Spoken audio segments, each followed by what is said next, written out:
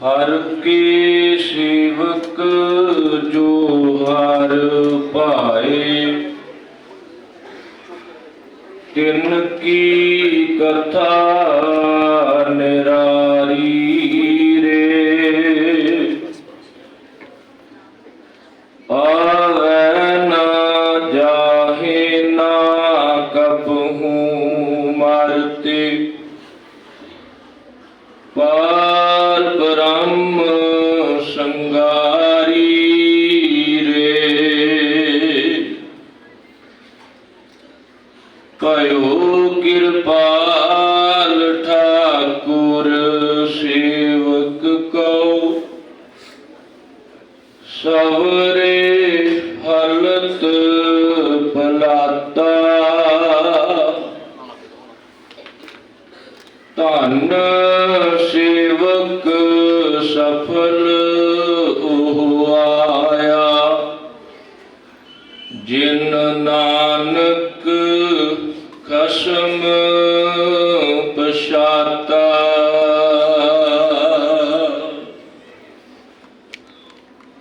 परम सन्मानयोग सर्वरे कायनात वालिए कुल आलम, सर्व कला समर्थ रबी ज्ञान दे सागर, दसा पातशाहियां दी जोत साहिब सतगुरु श्री गुरु ग्रंथ साहिब पातशाह जी दी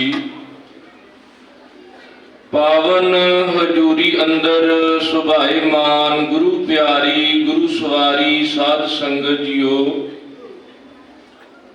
गुरु घर दे अनन सेवक सिख कौम दे अनखी जरनैल, सिर लथ जोधे नाम बाणी दे रसीए,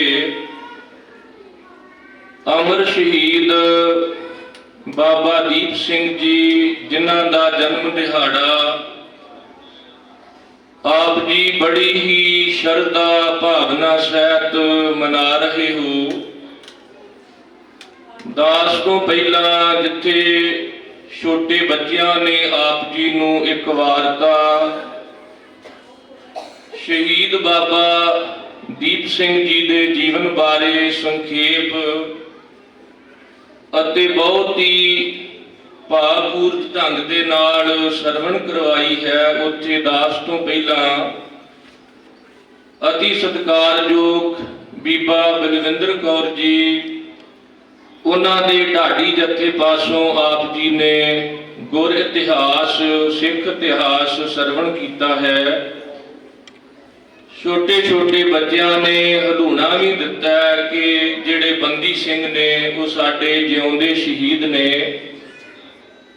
जिवें साडे घरां विचों सवेरे गया मैंबर शाम नूं घर वापस ना आवे, असीं सारे उडीकदे हां। इसे तरह बड़ा लम्मा समा हो गया है, जिन्हां दियां सजावां भी पूरियां हो चुकियां ने। उन्होंने एक गुहार लाई है कि आओ रल मिल के यतन करिए उन्हां जिउंदे शहीदां नूं जो बंदी सिंघां दे रूप विच ने, उन्हां दी रिहाई लई यतन कीते जाण। सारियां संगतां नूं अमर शहीद बाबा दीप सिंह जी दे जन्म दिहाड़े दीयां बहुत बहुत वधाइयां। मन बिरतियां नूं करिए एकागर, दास ते आप जी की हाजरी गुरु चरनां विच लग सके। गुरु फतेह सारे प्रवान करो, आखो जी वाहिगुरु जी का खालसा वाहिगुरु जी की फतेह। महापुरख विद्वानां दा कथन है, मोती दी पैदाइश बहुत विस्माद में जाके हुंदी है। अनेकां सिपियां अपना मुंह खोल के पानी दी सतह दे उपर तैरदियां ने। जदों किते सवांती बूंदां दी वरखा होवे, सिप्पी एक बूंद लैके अपना मुंह बंद करदी है। ਗਹਿਰਾਈ ਦੇ ਜਾ ਕੇ ਲੰਮੀ ਸਾਧਨਾ ਤੋਂ ਬਾਅਦ ਫਿਰ ਕਿਤੇ ਜਾ ਕੇ ਮੋਤੀ ਪੈਦਾ ਹੁੰਦਾ ਹੈ। ਗੁਰੂ ਜੋਤ ਦਾ ਇਤਿਹਾਸ ਵੇਖੀਏ 1469 ਤੋਂ ਲੈ ਕੇ 1708 ਤੱਕ ਇਹ ਸਾਰੇ ਸੁੱਚੇ ਮੋਤੀ ਸਨ। ਭਾਈ ਮਰਦਾਨਾ ਜੀ, ਭਾਈ ਲਾਲੋ ਜੀ, ਬਾਬਾ ਬੁੱਢਾ ਜੀ, ਭਾਈ ਗੁਰਦਾਸ ਜੀ, ਬਹਾਦਰ ਬਾਬਾ ਬਿਧੀ ਚੰਦ ਜੀ, ਅਮਰ ਸ਼ਹੀਦ ਭਾਈ ਮਨੀ ਸਿੰਘ ਜੀ, ਅਮਰ ਸ਼ਹੀਦ ਬਾਬਾ ਦੀਪ ਸਿੰਘ ਜੀ ਅਤੇ ਸਿੱਖ ਰਾਜ ਦੀ ਸਭ ਤੋਂ ਪਹਿਲਾਂ ਸਥਾਪਨਾ ਕਰਨ ਵਾਲੇ ਅਣਖੀਲੇ ਯੋਧੇ ਬਾਬਾ ਬੰਦਾ ਸਿੰਘ ਜੀ ਬਹਾਦਰ,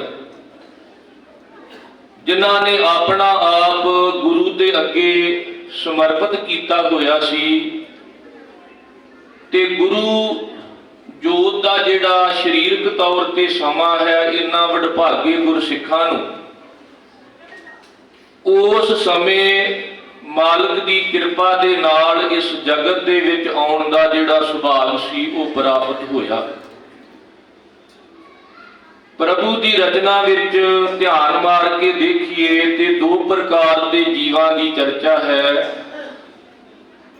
ਜਨਮ ਤਾਂ ਸਾਡਾ ਸਾਰਿਆਂ ਦਾ ਹੁੰਦਾ ਹੈ, ਅਸੀਂ ਸਾਰੇ ਹੀ ਉਸ ਮਾਲਕ ਦੀ ਰਚਨਾ ਦਾ ਅੰਗ ਹਾਂ, ਪਰ ਸਾਡੇ ਵਿੱਚੋਂ ਉਹ ਧੰਨਤਾ ਯੋਗ ਨੇ ਜਿਨ੍ਹਾਂ ਨੇ ਬਾਬਾ ਦੀਪ ਸਿੰਘ ਜੀ ਵਾਂਗ ਆਪਣਾ ਜੀਵਨ ਕਿਰਤ ਤੋਂ ਲੈ ਕੇ ਕੀਰਤੀ ਤੱਕ, ਇਬਾਦਤ ਤੋਂ ਲੈ ਕੇ ਸ਼ਹਾਦਤ ਤੱਕ ਤੇ ਸਤਿਗੁਰੂ ਜੀ ਦੇ ਅੱਗੇ ਸੀਸ ਅਰਪਣ ਕਰਨ ਤੋਂ ਲੈ ਕੇ ਸੀਸ ਕਟਵਾਉਣ ਤੱਕ ਦਾ ਜਿਹੜਾ ਸਫ਼ਰ ਹੈ ਉਹ ਤੈਅ ਕੀਤਾ ਹੈ।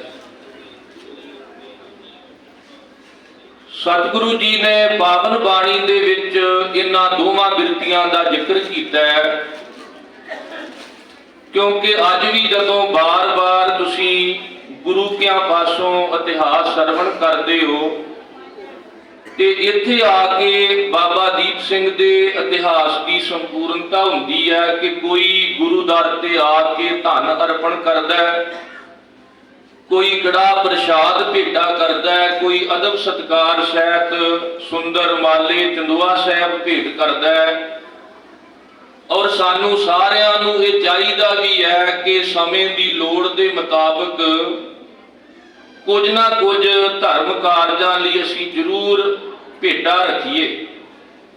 ਤੇ ਬਾਬਾ ਦੀਪ ਸਿੰਘ ਜੀ ਜਿਨ੍ਹਾਂ ਨੇ ਆਪਣਾ ਸੀਸ ਸਤਿਗੁਰੂ ਜੀ ਦੇ ਦਰ ਤੇ ਮੱਥਾ ਟੇਕ ਕੇ ਅਰਪਣ ਕੀਤਾ ਸੀ, ਉਹਨਾਂ ਨੇ ਆਪਣੇ ਸੀਸ ਦੀ ਜਿਹੜੀ ਭੇਟਾ ਸੀ ਉਹ ਸਤਿਗੁਰੂ ਜੀ ਦੇ ਅੱਗੇ ਰੱਖ ਕੇ ਅਦਬ ਸਤਕਾਰ ਸਹਿਤ ਆਪਣੇ ਇਸ ਮਨੁੱਖਾ ਜੀਵਨ ਨੂੰ ਸਫਲਾ ਕੀਤਾ। ਤੇ ਉਸ ਵੇਲੇ ਮੇਰੇ ਮਨ ਵਿੱਚ ਖਿਆਲ ਆ ਰਿਹਾ ਸੀ ਕਿ ਜਦੋਂ ਵੀ ਅਸੀਂ ਇਤਿਹਾਸ ਨੂੰ ਪੜ੍ਹੀਏ, ਚਾਹੇ ਸਮਾਂ ਅਜੋਕਾ ਹੋਵੇ ਚਾਹੇ ਪੁਰਾਤਨ ਹੋਵੇ, ਹਮੇਸ਼ਾ ਹੀ ਇਹ ਦੋ ਬਿਰਤੀਆਂ ਨੇ, ਇੱਕ ਗੁਰੂ ਘਰ ਨਾਲ ਮੱਥਾ ਲਾਉਣ ਵਾਲੇ ਤੇ ਦੂਸਰੇ ਗੁਰੂ ਅੱਗੇ ਮੱਥਾ ਟੇਕਣ ਵਾਲੇ। ਹੁਣ ਅਹਿਮਦ ਸ਼ਾਹ ਅਬਦਾਲੀ ਵਰਗੇ ਜਿਹੜੇ ਮੱਥਾ ਲਾਉਣ ਆਏ ਸਨ ਤੇ ਅਮਰ ਸ਼ਹੀਦ ਬਾਬਾ ਦੀਪ ਸਿੰਘ ਵਰਗੀਆਂ ਸ਼ਖਸੀਅਤਾਂ ਜਿਨ੍ਹਾਂ ਨੇ ਮੱਥਾ ਟੇਕਿਆ ਤੇ ਜਿਹਦੇ ਅੱਗੇ ਆਪਣਾ ਸੀਸ ਝੁਕਾਇਆ, ਉਹਦੀ ਖਾਤਰ ਆਪਣੀ ਜਾਨ ਤੱਕ ਕੁਰਬਾਨ ਕਰ ਦਿੱਤੀ, ਕਿਉਂਕਿ ਕਿਸੇ ਆਦਰਸ਼ ਦੀ ਖਾਤਰ ਆਪਾ ਕੁਰਬਾਨ ਕਰਨ ਵਾਲੇ ਨੂੰ ਹੀ ਸ਼ਹੀਦ ਕਿਹਾ ਜਾਂਦਾ ਹੈ। ਬਾਬਾ ਦੀਪ ਸਿੰਘ ਜੀ ਜਿਨ੍ਹਾਂ ਦਾ ਜਨਮ 1682 ਨੂੰ ਅੰਮ੍ਰਿਤਸਰ ਜ਼ਿਲ੍ਹੇ ਦੇ ਪਿੰਡ ਪਹੁਵਿੰਡ ਵਿਖੇ ਹੋਇਆ। ਹੁਣ ਜਨਮ ਤਾਂ ਸਾਡਾ ਸਾਰਿਆਂ ਦਾ ਹੈ, ਪਰ ਸਾਡੇ ਵਿੱਚੋਂ ਕੁਝ ਐਸੇ ਨੇ ਜਿਨ੍ਹਾਂ ਦੀ ਸੋਚ ਕੇਵਲ ਪਦਾਰਥਵਾਦੀ ਹੈ। ਸੰਸਾਰ ਵਿੱਚ ਜਨਮ ਲੈ ਕੇ ਆਏ, ਖਾ ਪੀ ਕੇ ਹੱਸ ਖੇਡ ਕੇ ਇੱਕ ਦਿਨ ਸੰਸਾਰ ਤੋਂ ਤੁਰ ਗਏ, ਕਿਉਂਕਿ ਤਕਰੀਬਨ ਮੌਜੂਦਾ ਸਮੇਂ ਵੱਧ ਤੋਂ ਵੱਧ ਵੀ ਜੇ ਕਿਸੇ ਦੀ ਉਮਰ ਹੈ ਤੇ ਉਹ 100 ਸਾਲ ਦੀ ਹੈ। ਤੇ ਸਤਿਗੁਰੂ ਜੀ ਨੇ ਪਾਵਨ ਬਾਣੀ ਦੇ ਵਿੱਚ ਇਸ ਛਿਨ ਭੰਗਰ ਉਮਰ ਨੂੰ ਕੇਵਲ ਜੀਵਨ ਦੀ ਇੱਕ ਰਾਤ ਦੱਸਿਆ ਹੈ। ਹੁਣ ਉਹ ਵੀ ਲੋਕ ਨੇ ਜਿਨ੍ਹਾਂ ਨੇ ਇਹ ਜੀਵਨ ਰੂਪੀ ਰਾਤ ਜਿਹੜੀ ਹੈ ਉਹ ਵਿਅਰਥ ਗਵਾਈ ਉਹਨਾਂ ਬਾਰੇ ਆਖਿਆ ਗਿਆ, ਜਿਨੀ ਐਸਾ ਹਰ ਨਾਮ ਨਾ ਚੇਤਿਓ, ਸੇ ਕਾਹੇ ਜਗ ਆਏ RAM ਰਾਜੇ। ਵੀ ਉਹ ਜਗਤ ਵਿੱਚ ਨਾ ਆਉਂਦੇ ਤੇ ਚੰਗਾ ਸੀ, ਕਾਹਦੇ ਲਈ ਆਏ? ਕਿਉਂਕਿ ਕੇਵਲ ਇਸ ਧਰਤੀ ਤੇ ਭਾਰ ਨੇ। ਤੇ ਸੱਚੀ ਮੁੱਚੀ ਧਰਤੀ ਤੋਂ ਜਦੋਂ ਵੀ ਕਿਸੇ ਨੇ ਪੁੱਛਿਆ ਵੀ ਤੇਰੇ ਤੇ ਬੜੇ ਬੜੇ ਵੱਡੇ ਉੱਚੇ ਲੰਮੇ ਦਰਖਤ ਨੇ, ਬੜੇ ਬੜੇ ਉੱਚੇ ਪਹਾੜ ਨੇ, ਬੜੇ ਬੜੇ ਵੱਡੇ ਦਰਿਆ, ਪਾਣੀ ਦੇ ਸੋਮੇ ਸਮੁੰਦਰ ਨੇ, ਅਨੇਕਾਂ ਘਰ, ਅਨੇਕਾਂ ਕਿਲੇ, ਅਨੇਕਾਂ ਮਹਿਲ ਮਾੜੀਆਂ ਤੇ ਅਨੇਕਾਂ ਜੀਵ ਜੰਤ ਨੇ ਇਸ ਧਰਤੀ ਦੇ ਉੱਪਰ। ਤੇ ਧਰਤੀ ਨੂੰ ਪੁੱਛਿਆ ਕਿ ਤੈਨੂੰ ਭਾਰ ਨਹੀਂ ਲੱਗਦਾ? ਕਿ ਧਰਤੀ ਦਾ ਉੱਤਰ ਸੀ ਵੀ ਮੈਨੂੰ ਜੇ ਭਾਰ ਲੱਗਦਾ ਤੇ ਕੇਵਲ ਅਕਿਰਤ ਘੜਾਂ ਦਾ ਭਾਰ ਲੱਗਦਾ। ਤੇ ਅਕਿਰਤ ਘੜ ਕੌਣ ਨੇ? ਜਿਹੜੇ ਕਿਸੇ ਦੇ ਕੀਤੇ ਹੋਏ ਪਰ ਉਪਕਾਰ ਨੂੰ ਭੁੱਲ ਜਾਣ। ਤੇ ਜਦੋਂ ਅਸੀਂ ਮਾਲਕ ਦੇ ਪਰ ਉਪਕਾਰ ਨੂੰ ਭੁੱਲ ਜਾਂਦੇ ਆ ਤੇ ਸਾਡਾ ਜੀਵਨ ਬਿਲਕੁਲ ਵਿਅਰਥ ਚਲਿਆ ਜਾਂਦਾ। ਤੇ ਸਤਿਗੁਰੂ ਜੀ ਨੂੰ ਇਹ ਕਹਿਣਾ ਪਿਆ ਕਿ ਚੰਗਾ ਹੁੰਦਾ ਜਨਮ ਲੈ ਕੇ ਸੰਸਾਰ ਵਿੱਚ ਨਾ ਆਉਂਦੇ, ਕਿਉਂਕਿ ਜਨਮ ਵਿਅਰਥ ਚਲਿਆ ਗਿਆ। ਪਰ ਜਦੋਂ ਕਿਤੇ ਬਾਬਾ ਦੀਪ ਸਿੰਘ ਵਰਗੀ ਸ਼ਖਸੀਅਤ ਸੰਸਾਰ ਵਿੱਚ ਆਉਂਦੀ ਹੈ ਤੇ ਐਸੀਆਂ ਸ਼ਖਸੀਅਤਾਂ ਨੂੰ ਧੰਨ ਧੰਨ ਧੰਨ ਜਨ ਆਇਆ, ਆਉਣ ਲੱਗਿਆਂ ਵੀ ਧੰਨਤਾ ਜੋਗ ਕਿਹਾ। ਉਹਨਾਂ ਦਾ ਜੀਵਨ ਵੀ ਧੰਨਤਾ ਜੋਗ। ਧੰਨ ਜਿਉ ਤਿਹ ਕੋ ਜਗ ਮੈਂ ਮੁਖ ਤੇ ਹਾਰ, ਕਿਤ ਮੈਂ ਜੁਧ ਵਿਚਾਰੈ। ਜੀਉ ਦਾ ਅਰਥ ਹੁੰਦਾ ਜੀਵਨ। ਤੇ ਜੀਵਨ ਸਾਡੇ ਸਾਰਿਆਂ ਕੋਲ ਹੈ, ਪਰ ਸਾਰਿਆਂ ਦਾ ਜੀਵਨ ਧਨ ਨਹੀਂ ਹੈ। ਧਨ ਜਿਉ ਧਨਤਾ ਜੋਗ ਜੀਵਨ ਕਿਹਦਾ ਹੈ? ਜਿਹਦੇ ਮੁਖ ਤੋਂ ਹਰੀ ਹਰੀ, ਜਿਹਦੇ ਮੁਖ ਤੋਂ ਵਾਹਿਗੁਰੂ ਵਾਹਿਗੁਰੂ ਮਾਲਕ ਦੀ ਇਬਾਦਤ, ਤੇ ਜਿਹਦੇ ਚਿੱਤ ਵਿੱਚ ਜ਼ੁਲਮ ਦੇ ਖਿਲਾਫ ਡਟ ਜਾਣ ਲਈ, ਜੂਝਣ ਲਈ ਹਮੇਸ਼ਾ ਸੰਘਰਸ਼ਮਈ ਤਿਆਰੀ ਜਿਹੜੀ ਹੈ, ਇਹੋ ਜੀ ਵਿਚਾਰਧਾਰਾ ਚੱਲਦੀ ਰਹੇ। ਬਾਬਾ ਦੀਪ ਸਿੰਘ ਜੀ ਦਾ ਜਨਮ ਵੀ ਧੰਨਤਾ ਜੋਗ, ਜੀਵਨ ਵੀ ਧੰਨਤਾ ਜੋਗ।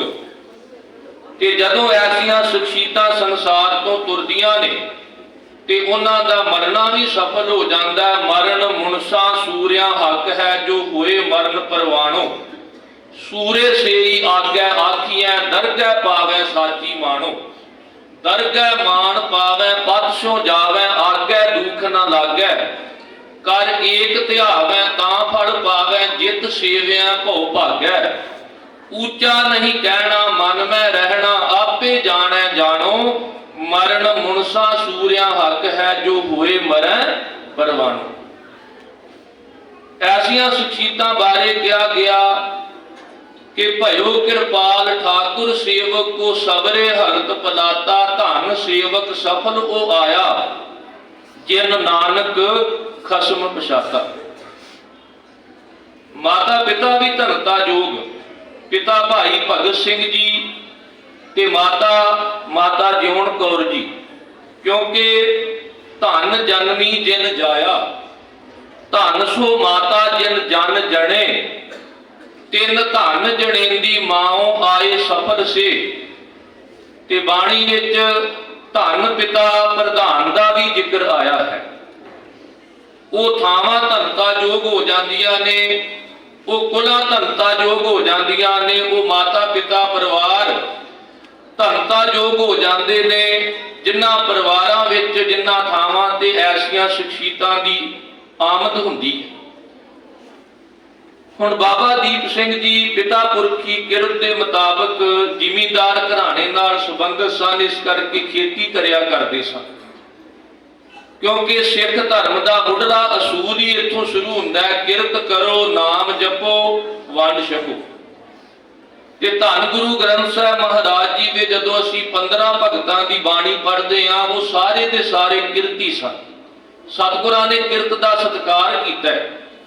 ਚਾਹੇ ਉਹ ਜੋੜੇ ਗੰਢਣ ਵਾਲੇ ਸਨ, ਚਾਹੇ ਖੇਤਾਂ ਵਿੱਚ ਹਲ ਚਲਾਉਣ ਵਾਲੇ ਸਨ, ਚਾਹੇ ਕੱਪੜਿਆਂ ਨੂੰ ਤਾਣਾ ਤਣ ਕੇ ਬੁਣਨ ਵਾਲੇ ਸਨ, ਚਾਹੇ ਕੱਪੜਿਆਂ ਨੂੰ ਛਾਪ ਲਾਉਣ ਵਾਲੇ ਸਨ। ਜਿਨ੍ਹਾਂ ਨੇ ਕਿਰਤ ਕਰਦਿਆਂ ਕਰਤੇ ਨਾਲ ਆਪਣੇ ਆਪ ਨੂੰ ਜੋੜਿਆ, ਉਹਨਾਂ ਦੀ ਬਾਣੀ ਗੁਰੂ ਗ੍ਰੰਥ ਸਾਹਿਬ ਜੀ ਵਿੱਚ ਅੰਕਿਤ ਹੈ। ਬਾਬਾ ਦੀਪ ਸਿੰਘ ਜੀ ਜਿਨ੍ਹਾਂ ਦੇ ਅੰਦਰ ਪੂਰਨ ਗੁਰ ਸਿੱਖਾਂ ਵਾਲੀ ਰਹਿਣੀ ਮੌਜੂਦ ਸੀ, ਜਿਹਦਾ ਜ਼ਿਕਰ ਭਾਈ ਗੁਰਦਾਸ ਜੀ ਨੇ ਕੀਤਾ। ਇੱਕ ਤਾਂ ਸਿੱਖ ਦੀ ਪਰਿਭਾਸ਼ਾ ਹੈ, ਸੋ ਸਿੱਖ ਸਖਾ ਬੰਧਪ ਹੈ ਭਾਈ, ਜੇ ਗੁਰ ਕੇ ਭਾਣੇ ਵਿੱਚ ਆਵੇ। ਜਿਹੜਾ ਗੁਰੂ ਦੇ ਭਾਣੇ ਵਿੱਚ ਤੁਰ ਪਿਆ ਉਹ ਗੁਰੂ ਦਾ ਸਿੱਖ ਵੀ ਹੈ, ਉਹ ਗੁਰੂ ਦਾ ਭਾਈ ਭਰਾ ਵੀ ਹੈ, ਉਹ ਗੁਰੂ ਦਾ ਸਖਾ ਮਿੱਤਰ ਫਰੈਂਡ ਵੀ ਹੈ, ਤੇ ਉਹ ਬੰਧਪ ਰਿਸ਼ਤੇਦਾਰ ਵੀ ਹੈ। ਕਿਉਂਕਿ ਸਿੱਖ ਸਮਾਨ ਅਵਰ ਨਹੀਂ ਨਾਤਾ, ਤਿੰਨ ਪ੍ਰਣਾਲੀਆਂ ਨੇ ਨਾਨਕੇ ਦਾਦਕੇ ਤੇ ਸਹੁਰੇ। ਤੇ ਸਤਿਗੁਰੂ ਜੀ ਕਿਹਾ ਕਰਦੇ ਸਨ ਕਿ ਸਭ ਤੋਂ ਉੱਤਮ ਨਾਤਾ ਮੇਰਾ ਮੇਰੇ ਸਿੱਖ ਦੇ ਨਾਲ ਹੈ। ਇਹੀ ਕਾਰਨ ਕਿ ਧੰਨ ਗੁਰੂ ਨਾਨਕ ਸਾਹਿਬ ਜੀ ਨੇ ਜਿਹੜੀ ਵਡਿਆਈ ਆਪਣੇ ਸਿੱਖ ਭਾਈ ਲਹਿਣੇ ਨੂੰ ਬਖਸ਼ਿਸ਼ ਕੀਤੀ, ਉਹ ਕਿਸੇ ਪਰਿਵਾਰਕ ਮੈਂਬਰ ਨੂੰ ਨਹੀਂ ਹੋਈ। ਤੇ ਦਸ਼ਮੇਸ਼ ਪਿਤਾ ਜੀ ਨੇ ਵੀ ਜਦੋਂ ਜਾ ਕੇ ਖਾਲਸੇ ਦੀ ਸਾਜਨਾ ਕੀਤੀ ਸੀ ਤੇ ਪੁੱਛਿਆ ਸੀ, ਸਤਿਗੁਰੂ ਜੀ ਖਾਲਸੇ ਨਾਲ ਤੁਹਾਡਾ ਕਿਹੋ ਜਿਹਾ ਰਿਸ਼ਤਾ ਹੈ? ਤੇ ਗੁਰੂ ਗੋਬਿੰਦ ਸਿੰਘ ਮਹਾਰਾਜ ਜੀ ਨੇ ਉਸ ਵੇਲੇ ਬਚਨ ਕਹੇ ਸਨ, ਜਿਹੜਾ ਰਿਸ਼ਤਾ ਗੁਰੂ ਨਾਨਕ ਜੀ ਦਾ ਗੁਰੂ ਅੰਗਦ ਦੇਵ ਜੀ ਦੇ ਨਾਲ ਹੈ, ਉਹ ਰਿਸ਼ਤਾ ਮੇਰਾ ਮੇਰੇ ਖਾਲਸੇ ਨਾਲ ਹੈ। क्योंकि खालसा गुरु है, गुरु खालसा करो मैं अब, जैसे गुरु नानक जी अंगद को कीने। भी भाई लैणे नू अपना अंग बना लिया, नाम लैना ते जिन्नू अंग बना लिया जावे वो अंगद दी पदवी है। ते सतगुरां ने खालसे नू अपना अंगद किया, खालसा मेरो मुख है अंगा, मुख अंग किया अपने खालसे नू। ते स्पष्ट कीता सी सिख समान अवर नहीं नाता, भी जिन्ने भी नाते ने जिन्नियां भी रिश्तेदारियां ने, गुरु ते सिख दी जिहड़ी रिश्तेदारी है ये बड़ी प्यार वाली है, बड़ी नेड़ली है। जे सतगुरु जी सिखां दी खातर अपना सारा कुछ कुर्बान कर दिंदे ने। ते भाई रतन सिंह जी भंगू जिन्हां ने प्राचीन पंथ प्रकाश लिखिया, उन्होंने जिक्र किया कि जदों सतगुरु गुरु कलगीधर पातशाह ने सरबंस तक कुर्बान कर दिता, उस तो बाद फिर शहादतां दी झड़ी लग गई। सैकड़े चरखड़ियां ते जाण वाले, आरियां नाल चीरे जाण वाले, रंबियां नाल खोपर लवाउण वाले तैयार हो गए।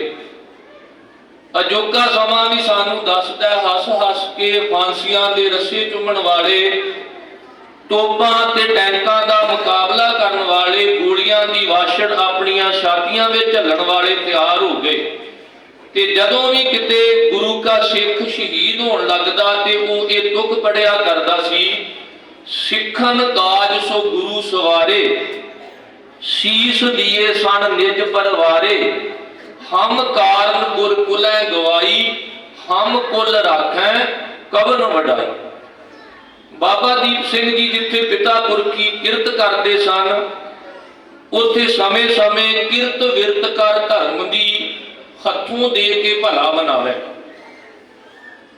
किरत करन दे नाल नाल आनंदपुर साहिब की धरती ते सतगुरां दे दर्शन करन लई जांदे, उत्थे जाके संगत करदे, सतगुरु जी का उपदेश सुनते, सतगुरु जी दे लंगरां में जाके अपने हथी बर्तन मांजण दी ते होर कई तरह की सेवा जिहड़ी सी बाबा दीप सिंह जी का परिवार करया करदा सी।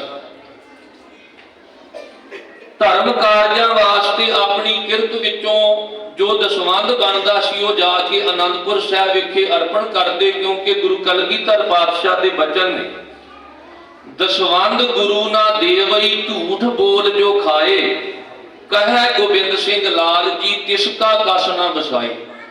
कि जिहड़ा बंदा 9 रुपये भी अपने घर वरतदा है ते 10वां भी घरे ही वरती जांदा है, वो हथों छड्डदा नहीं है, हथों दे के भला मनावे दा धारनी नहीं है।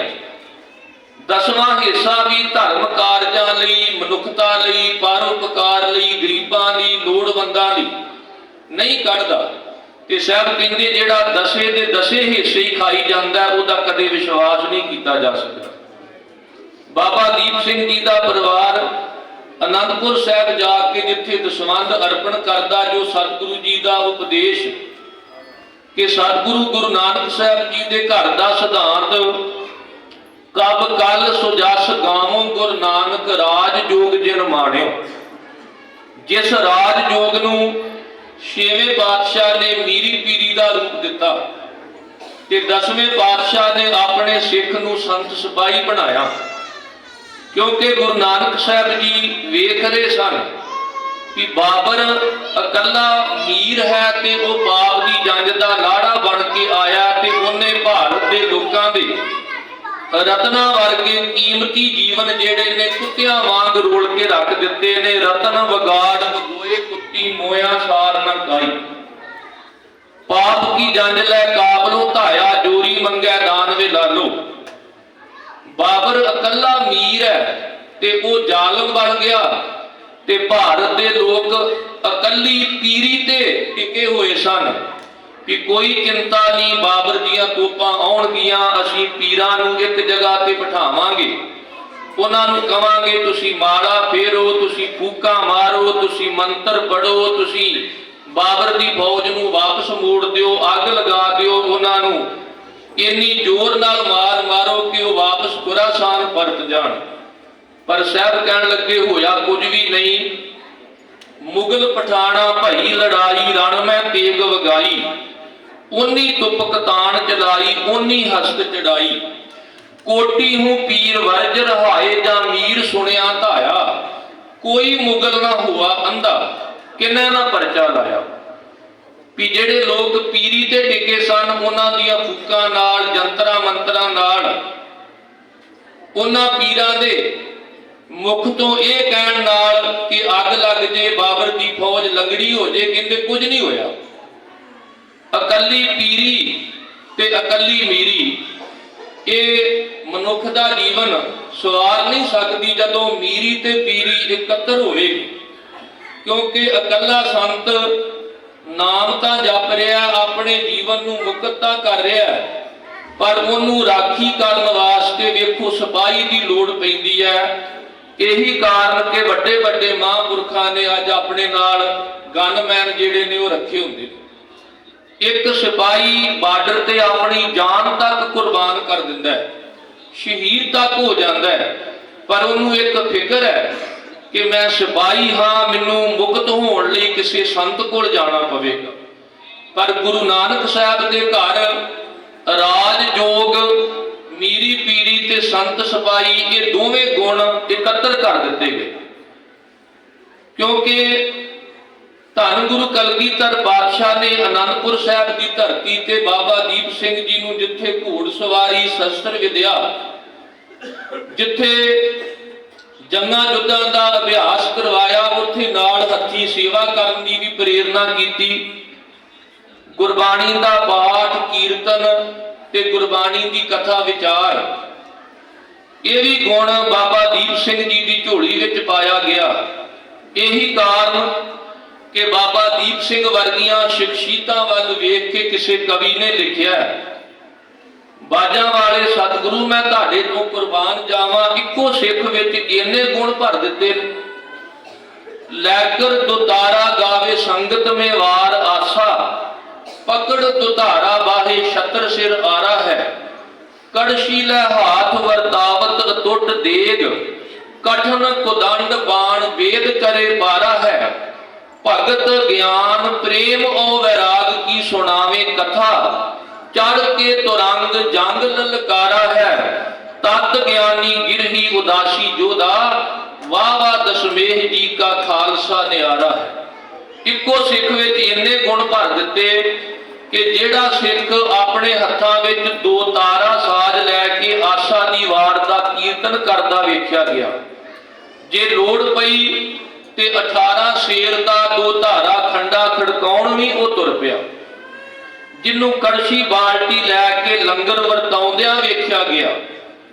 ਉਹਨਾਂ ਸਿੱਖਾਂ ਦੇ ਹੱਥਾਂ ਵਿੱਚ ਤੀਰ ਕਮਾਨ ਪਕੜੇ ਵੇਖੇ ਗਏ ਜਿਨ੍ਹਾਂ ਨੇ ਰਣ ਤੱਤੇ ਵੇ ਜਾ ਕੇ ਵੈਰੀਆਂ ਦੀਆਂ ਛਾਤੀਆਂ ਨੂੰ ਵਿੰਨ ਕੇ ਰੱਖ ਦਿੱਤਾ। ਬਾਬਾ ਦੀਪ ਸਿੰਘ ਜੀ ਦੀ ਸ਼ਖਸੀਅਤ ਜਿੱਥੇ ਪ੍ਰੇਮਾ ਭਗਤੀ ਵਾਲੀ ਤਤਵੇਤਾ ਤੇ ਗੁਰੂ ਸ਼ਬਦ ਦਾ ਜਿਹੜਾ ਸਿਧਾਂਤ ਉਹ ਦ੍ਰਿੜ ਕਰਵਾਇਆ ਕਰਦੇ ਸਨ, ਕਿਉਂਕਿ ਗੁਰੂ ਕੀ ਬਾਣੀ ਦੇ ਬਚਨ ਨੇ ਸਭ ਸੈ ਉੱਪਰ ਗੁਰ ਸ਼ਬਦ ਵਿਚਾਰ। ਜਿੰਨੀਆਂ ਵੀ ਸੰਸਾਰ ਵਿੱਚ ਵਿਚਾਰਾਂ ਨੇ, ਸਭ ਤੋਂ ਉੱਤਮ ਵਿਚਾਰ ਗੁਰੂ ਦੇ ਸ਼ਬਦ ਦੀ ਵਿਚਾਰ ਹੈ। ਇਸ ਤੇ ਉੱਪਰ ਨਹੀਂ ਵਿਚਾਰ, ਜਾਂ ਕੈ ਮਨ ਵਸਿਆ ਨਿਰੰਕਾਰ। ਜਿਹਦੇ ਮਨ ਵਿੱਚ ਨਿਰੰਕਾਰ ਵਾਹਿਗੁਰੂ ਜੀ ਵਸ ਜਾਂਦਾ, ਇਹਦੇ ਤੋਂ ਉੱਪਰ ਹੋਰ ਕੋਈ ਗੱਲ ਨਹੀਂ। ਇਹ ਸਿਰੇ ਦੀ ਗੱਲ ਹੈ, ਇਸ ਤੋਂ ਅੱਗੇ ਹੋਰ ਕੁਝ ਨਹੀਂ। ਕਿਉਂਕਿ ਸਤਿਗੁਰੂ ਜੀ ਨੇ ਕਿਰਪਾ ਕੀਤੀ ਕਿ ਜਿਹੜਾ ਵੀ ਮਨੁੱਖ ਰਾਮ ਨਾਮ ਤਤ ਕਰੋ ਵਿਚਾਰ, ਦੁਰਲਭ ਦੇ ਕਾ ਕਰੋ ਉਧਾਰ। ਜਿਹੜਾ ਪਰਮੇਸ਼ਰ ਦੇ ਨਾਮ ਦੀ ਗੁਣਾਂ ਦੀ ਵਿਚਾਰ ਕਰਦਾ, ਉਹ ਇਸ ਦੁਰਲਭ ਦੇਹ ਦਾ ਵੀ ਉਧਾਰ ਕਰਵਾ ਜਾਂਦਾ ਹੈ। ਬਾਬਾ ਦੀਪ ਸਿੰਘ ਜੀ ਵਰਗੀ ਸ਼ਖਸੀਅਤ ਜਦੋਂ ਲੰਗਰ ਦੇ ਭਾਂਡੇ ਮਾਂਜਦੇ ਤੇ ਹੁਣੇ ਬੀਬੀਆਂ ਦਾ ਜਥਾ ਆਪ ਜੀ ਨੂੰ ਸਰਵਣ ਕਰਵਾ ਕੇ ਗਿਆ ਕਿ ਗੁਰੂ ਕਲਗੀਧਰ ਪਾਤਸ਼ਾਹ ਨੇ ਪੁੱਛਿਆ, ਕਹਿਣ ਲੱਗੇ, ਦੀਪ ਸਿਆਂ ਜਿਹੜਾ ਬਰਤਨ ਮਾਂਜ ਰਿਹਾ ਹੈ ਉਹ ਤਾਂ ਬਿਲਕੁਲ ਲਿਸ਼ਕਾਂ ਮਾਰ ਰਿਹਾ, ਸਾਫ਼ ਹੋ ਚੁੱਕਾ ਹੈ। ਤੇ ਬਾਬਾ ਦੀਪ ਸਿੰਘ ਹੋਣਾ ਕਿਹਾ ਸੀ, ਮੈਂ ਚਾਹੁੰਦਾ ਇਹ ਬਰਤਨ ਇੰਨਾ ਸਾਫ਼ ਹੋਵੇ ਕਿ ਇਹਦੇ ਵਿੱਚੋਂ ਮੇਰੀ ਤਸਵੀਰ ਦਿਸਣ ਲੱਗ ਪਵੇ। ਜਦੋਂ ਸਤਿਗੁਰੂ ਜੀ ਟਹਿਲਦੇ ਹੋਏ ਵਾਪਸ ਆਏ ਤੇ ਵਾਪਸ ਆ ਕੇ ਕੀ ਵੇਖਿਆ ਕਿ ਉਹ ਬਰਤਨ ਸੱਚਮੁੱਚ ਇੰਨਾ ਚਮਕਾ ਮਾਰ ਰਿਹਾ ਸੀ, ਇੰਨਾ ਸਾਫ਼ ਹੋ ਚੁੱਕਾ ਸੀ ਕਿ ਉਹਦੇ ਵਿੱਚੋਂ ਬਾਬਾ ਦੀਪ ਸਿੰਘ ਹੋਣਾ ਦੀ ਤਸਵੀਰ ਨਜ਼ਰ ਆ ਰਹੀ ਸੀ। ਤੇ ਸਤਿਗੁਰੂ ਕਹਿਣ ਲੱਗੇ, ਦੀਪ ਸਿਆਂ ਬਰਤਨ ਤਾਂ ਸਾਫ਼ ਹੋ ਚੁੱਕਾ, ਅਜੇ ਵੀ ਮਾਂਜੀ ਜਾ ਰਿਹਾ। ਕਹਿਣ ਲੱਗਾ, ਜੀ ਅਜੇ ਗੱਲ ਨਹੀਂ ਬਣੀ, ਅਜੇ ਮੇਰੀ ਮੰਜ਼ਿਲ ਨਹੀਂ ਮਿਲੀ, ਅਜੇ ਪੜਾਅ ਤੇ ਪਹੁੰਚਿਆ। ਮੈਂ ਚਾਹੁੰਦਾ ਇਹ ਬਰਤਨ ਇੰਨਾ ਸਾਫ਼ ਹੋਵੇ ਕਿ ਇਹਦੇ ਸਾਹਮਣੇ ਖੜੋਤਾ ਮੈਂ ਹੋਵਾਂ, ਪਰ ਇਹਦੇ ਵਿੱਚੋਂ ਮੈਂ ਨਾ ਦਿਸਾਂ, ਮੈਂ ਮਨਫੀ ਹੋ ਜਾ, ਇਹਦੇ ਵਿੱਚੋਂ ਮੇਰਾ ਗੁਰੂ ਨਜ਼ਰ ਆਵੇ। ਇੰਨੀ ਉੱਚੀ ਅਵਸਥਾ ਦੇ ਧਾਰਨੀ ਸਨ ਬਾਬਾ ਦੀਪ ਸਿੰਘ ਜੀ ਕਿ ਆਪਣੇ ਆਪ ਨੂੰ ਮਨਫੀ ਕਰਕੇ ਕਦੇ ਆਪਣੀ ਵੱਖਰੀ ਹੋਣ ਦਾ ਪ੍ਰਗਟਾਵਾ ਨਹੀਂ, ਤੇ ਹਮੇਸ਼ਾ ਸਤਿਗੁਰੂ ਤੋਂ ਵਾਰਨੇ ਬਲਹਾਰਨੇ ਜਾਇਆ ਕਰਦੇ ਸਨ। ਤੇ ਜਦੋਂ ਕਿਤੇ ਵੀ ਗੁਰਬਾਣੀ ਦੇ ਗੁੱਝੇ ਭੇਦ ਸਤਿਗੁਰੂ ਜੀ ਗੁਰੂ ਕਲਗੀਧਰ ਪਾਤਸ਼ਾਹ ਗੁਰਸਿੱਖਾਂ ਨੂੰ ਸਰਵਣ ਕਰਵਾਉਂਦੇ, ਤੇ ਬਾਬਾ ਦੀਪ ਸਿੰਘ ਵਰਗੇ ਸਿੱਖ ਜਿੱਥੇ ਇਹ ਪੁੱਛਦੇ ਸਨ, ਸਤਿਗੁਰੂ ਜੀ ਗੁਰਸਿੱਖਾਂ ਇੱਕੋ ਪਿਆਰ, ਗੁਰਮਿੱਤਾਂ ਪੁੱਤਾਂ ਭਾਈਆਂ, ਕਿ ਸਤਿਗੁਰੂ ਜੀ ਆਪਣੇ ਸਿੱਖਾਂ ਨਾਲ, ਪੁੱਤਾਂ ਨਾਲ, ਭਰਾਵਾਂ ਨਾਲ ਇੱਕੋ ਜਿਹਾ ਪਿਆਰ ਕਰਦੇ ਨੇ, ਕੋਈ ਵਿਤਕਰਾ ਨਹੀਂ। ਉੱਥੇ ਸਤਿਗੁਰੂ ਜੀ ਗੁਰਬਾਣੀ ਦਾ ਸਿਧਾਂਤ ਹੈ, ਜੋ ਤੋ ਪ੍ਰੇਮ ਖੇਲਣ ਕਾ ਜਾਓ, ਸਿਰ ਤਰ ਤਲੀ ਗਲੀ ਮੇਰੀ ਆਓ, ਇਤ ਮਾਰਗ ਪੈਰ ਧਰੀਜੈ, ਸਿਰ ਦੀਜੈ ਕਾਣ ਨਾ ਕੀਜੈ। ਵੀ ਇਸ ਗੱਲ ਦੀ ਤਾਂ ਸਮਝ ਆਈ ਹੈ ਕਿ ਬਾਣੀ ਵਿੱਚ ਜਿਹੜਾ ਸੀਸ ਅਰਪਣ ਕਰਨ ਦਾ ਸਿਧਾਂਤ ਹੈ, ਉਹ ਆਪਾ ਭਾਵ ਮਾਰਨਾ, ਗੁਰੂ ਦੇ ਅੱਗੇ ਸਰੈਂਡਰ ਹੋਣਾ। ਕਿਉਂਕਿ ਜਦੋਂ ਤੱਕ ਸਿੱਖ ਆਪਾ ਸਮਰਪਿਤ ਨਹੀਂ ਕਰਦਾ, ਉਦੋਂ ਤੱਕ ਇਹਨੂੰ ਪਰਮਾਤਮਾ ਵਿੱਚ ਅਭੇਦਤਾ ਨਹੀਂ ਮਿਲ ਸਕਦੀ। ਹਰ ਆਪ ਅਮੁੱਲਕ ਹੈ, ਮੁੱਲ ਨਾ ਪਾਇਆ ਜਾਏ, ਮੁੱਲ ਨਾ ਪਾਇਆ ਜਾਏ, ਕਿਸੈ ਵਿਟੋਂ ਰਹੇ ਲੋਕ ਵਿਲ ਲਾਏ। ਤੇ ਤਰੀਕਾ ਕੀ ਹੈ? ਐਸਾ ਸਤਿਗੁਰ ਜੇ ਮਿਲੈ, ਤਿਸ ਨੂੰ ਸਿਰ ਸੌਂਪੀਐ, ਵਿੱਚੋਂ ਆਪ ਜਾਏ।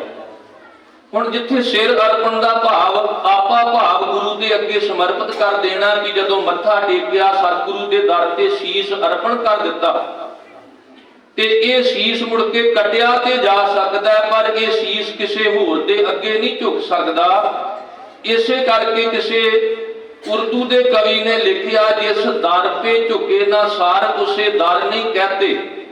ਇਹ ਦਰ ਦੀ ਪਰਿਭਾਸ਼ਾ, ਜੇ ਦਰ ਉਹ ਹੈ ਜਿੱਥੇ ਸਿਰ ਝੁਕਦੇ ਨੇ, ਤੇ ਜਿੱਥੇ ਸਿਰ ਨਾ ਝੁਕਦਾ ਹੋਵੇ ਉਹ ਦਰ ਨਹੀਂ।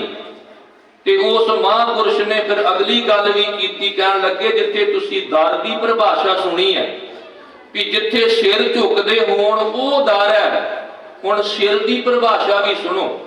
ਵੀ ਐਵੇਂ ਕਿਤੇ 5-10 ਕਿਲੋ ਦਾ ਭਾਰ ਮੋਢਿਆਂ ਤੇ ਚੁੱਕੀ ਫਿਰਦੇ ਹੋ, ਸਿਰ ਦੀ ਪਰਿਭਾਸ਼ਾ ਸੁਣੋ ਵੀ ਸਿਰ ਕਿਹਨੂੰ ਕਹਿੰਦੇ।